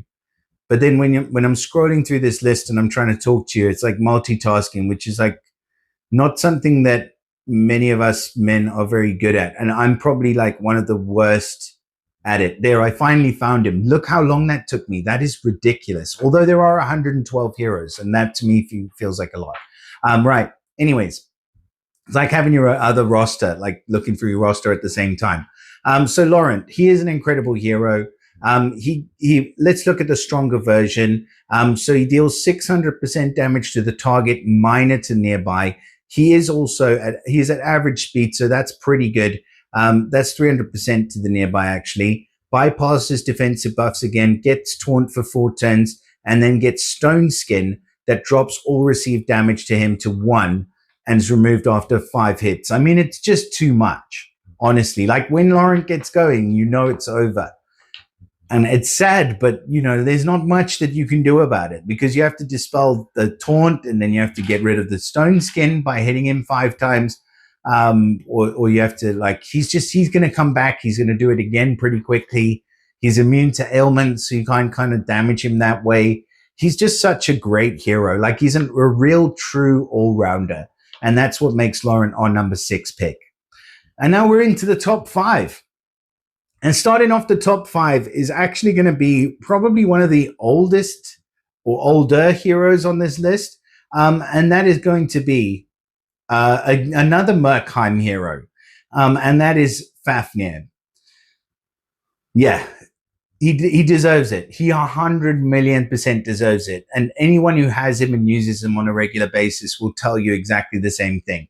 He's fast speed. He hits like an absolute truck still. So Frostfall Strike for him is at fast speed, dealing up to 2,100 damage, more damage against fire, and the special skill never misses. He all damage the target and nearby enemies receive gets increased by 35%, and the target and nearby reflect the status effect buffs to a random character on the opposing team for 3 turns. It's such a poetically beautiful and incredible and powerful special. And the amount of frost damage you get out of this guy, you'll often see him used as a tank, is insane. Now, yes, his team power is slightly lower, but guess what? His costume is coming very, very soon. And that, to me, is going to push him into the stratosphere. And I think that he is going to be an incredible and very, very relevant hero for a long time to come, especially when you get his costume. Even if you don't get it now and you get it in 18 months, I guarantee you he will still be one of the top heroes in the nature element, unless we get something insane like they drop dragons with like 20,000 HP into the game. Fafnir is incredible. He will remain incredible for a long time to come. He's pending a costume, and for those reasons, he makes our number 5 spot. So number 4. And I kind of surprised myself a bit with this pick because I wasn't initially sold on him, but then I kind of changed my mind and my tune a little bit after reading over his card multiple times. How sad is that? But yeah, number 4 goes to the ghastly and ghoulish and weirdly gruesome Tofana. Yeah, I know. So shady scoundrels are coming in, and I believe that these heroes have brought something to the party that is really, really relevant and is going to be incredibly strong, especially in this meta. And that's why I've put Tofana here at number 4. So he does 250% damage to all enemies at average speed. It is a bypass attack, so it bypasses defensive buffs. All enemies receive 1,016 poison damage over 4 turns. And the caster and the nearby and all of their allies absorb 30% of the poison damage's boosted health. All of that is really, really good. It's nothing bad. It's a bypass attack, so he's not risking doing himself any damage. It's all really good. He is at average speed, but it's not what makes him incredible. I think the next bit of his special and this effect where the caster and the nearby allies go into ambush and damage dealt by the caster and nearby allies is increased by 40%. And damage received by them is decreased by 25%, is going to be strong. And that's not the only bit. So if you go a bit deeper into it, basically the way that ambush works is that when they go into ambush, all cleansable ailments and wither effects are removed. But notice what that doesn't say, that the ghost form does say that we had a look at a bit earlier with Hei Wu Chang. It doesn't remove growth.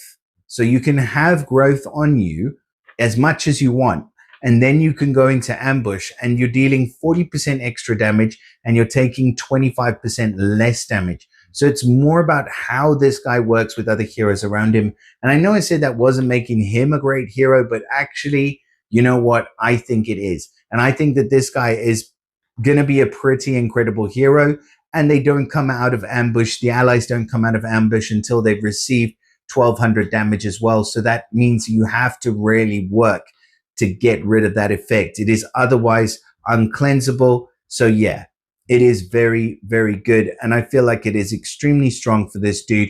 And that is why I've put him at number 4. We'll see how they go. Things could shake up a little bit, depending on how, right or wrong I am. But yeah, he makes our number 4 spot. Now, moving on to the top 3. Coming in at number 3 is a wild kitty cat and a brand spanking new. He is pretty darn new, but I'm seeing a lot more of this guy, and he strikes fear into me when I go up against him. And that is the only wildcat that's actually like more like a lynx than any of the other wildcats, but it is Zarek, and I guess the lynx counts. But yeah, he is so good, honestly. Very fast speed.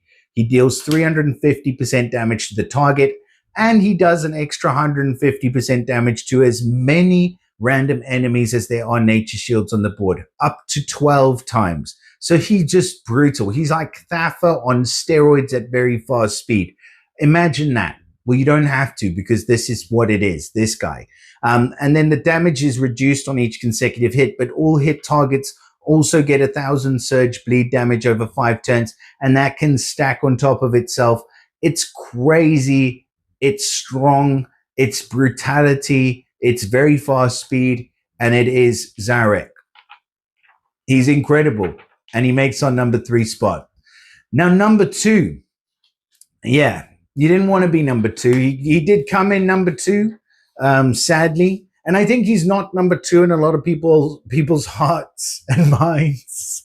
But no, honestly, seriously, number 2 is going to go to our Astral Demon. Good. He's a bit older now, to be fair. But yeah, number 2 goes to Turund. Turund, I think is how you're supposed to say it. So yeah, this guy is brutal. He's sheer brutality. I mean, just the amount of passives the Astral Demons have before you even get to the special skill is ridiculous. But we'll just go over his special skill for the sake of time. So he deals 550% damage to the target. The target can't cast any new status effect on enemies or allies for 3 turns. Now, I can't stress how strong that effect actually is. Disabling the target completely to the point where they can't cast any special skills or any new status effects on enemies or allies is pretty much taking out like 99.9% of the win conditions out of the game, except for damage. Yes, there's a lot of heroes that do a lot of damage, but that is still brutal. And then he doesn't finish. He does 550% damage to another random enemy, and then the target of the second hit can't heal. They resist healing, and they receive 350 damage every time that they resist for 3 turns. And the caster gets 25% mana if both attacks hit the same target. What more could you want? He's just an excellent control hero, brilliant part of any attacking team. Just so much disruption on the battlefield. It's insane.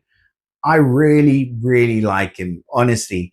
Turund makes our number 2 spot, and I think he definitely deserves it. And now, for the number 1 hero in the top 20 nature heroes of all time. And to be fair, this was a difficult list. This was a really difficult list. I think probably, to be fair, and I know there's a lot of back and forth, like I would say any of the top sort of 5 to 10 heroes are probably quite interchangeable depending on your play style. But to me, this hero that's in the number 1 spot is just right up my alley in terms of how I like to play.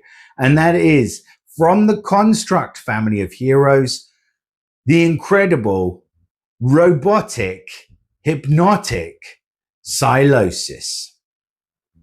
What a hero. What a dude. Honestly, like the most insane, sickest art ever. Like he definitely gives those Raiden vibes from Mortal Kombat, but like more than that, like he is just so cool looking. He is obviously one of the Construct heroes with that Killerbot minion core, which is awesome. And he gets the passive that makes it so you can't stop him from using his special skill, which is also awesome. But his special skill is awesome. And that to me, like 600% damage to the target, and then all allies counterattacking with 100% of the damage received for 3 turns. That would be like absolutely fine for a fast speed hero. But no, then he's got to go and do the Guardian Hippo effect. For the next 3 turns, this character deals 250% damage to all enemies every time any other ally casts their special skill. It's so fun. It's so good. It's so incredibly simple, but also just the most devastating special you can imagine. Like if Guardian Hippo was released with today's stats, she would probably be right up near the top of any single hero list. But this guy is better he is better and with the more relevant stats because he does that damage to the single target. 600% is a lot.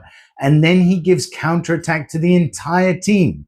And then he wrecks you every single time for 250% damage every time any one of his allies casts a special. On top of that, you've got these Killabot minions, which are destroying mega minions every couple of turns. They're healing. They're doing all sorts of disruption as well.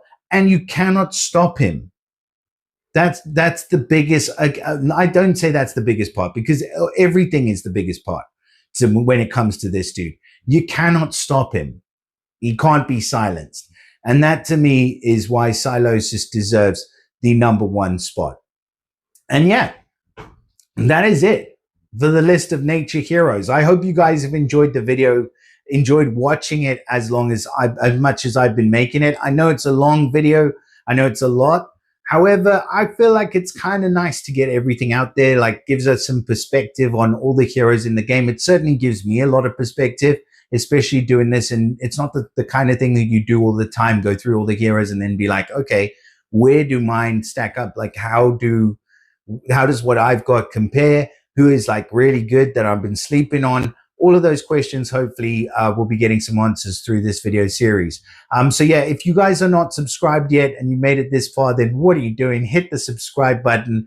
Drop us a like, please. Put a comment down below. Let me know if there's any heroes that you feel that I should have included the list. Let me know what element you'd like to do next. I'd love the video to get, somewhere up to about 500 likes would be absolutely incredible. But like 300 likes is, we want between 300 and 500. Let's go for as many as possible. But yeah, thank you guys so much for watching. I wish you guys all of the best. Share it with your mother, and I'll see you again in the next one. Bye for now.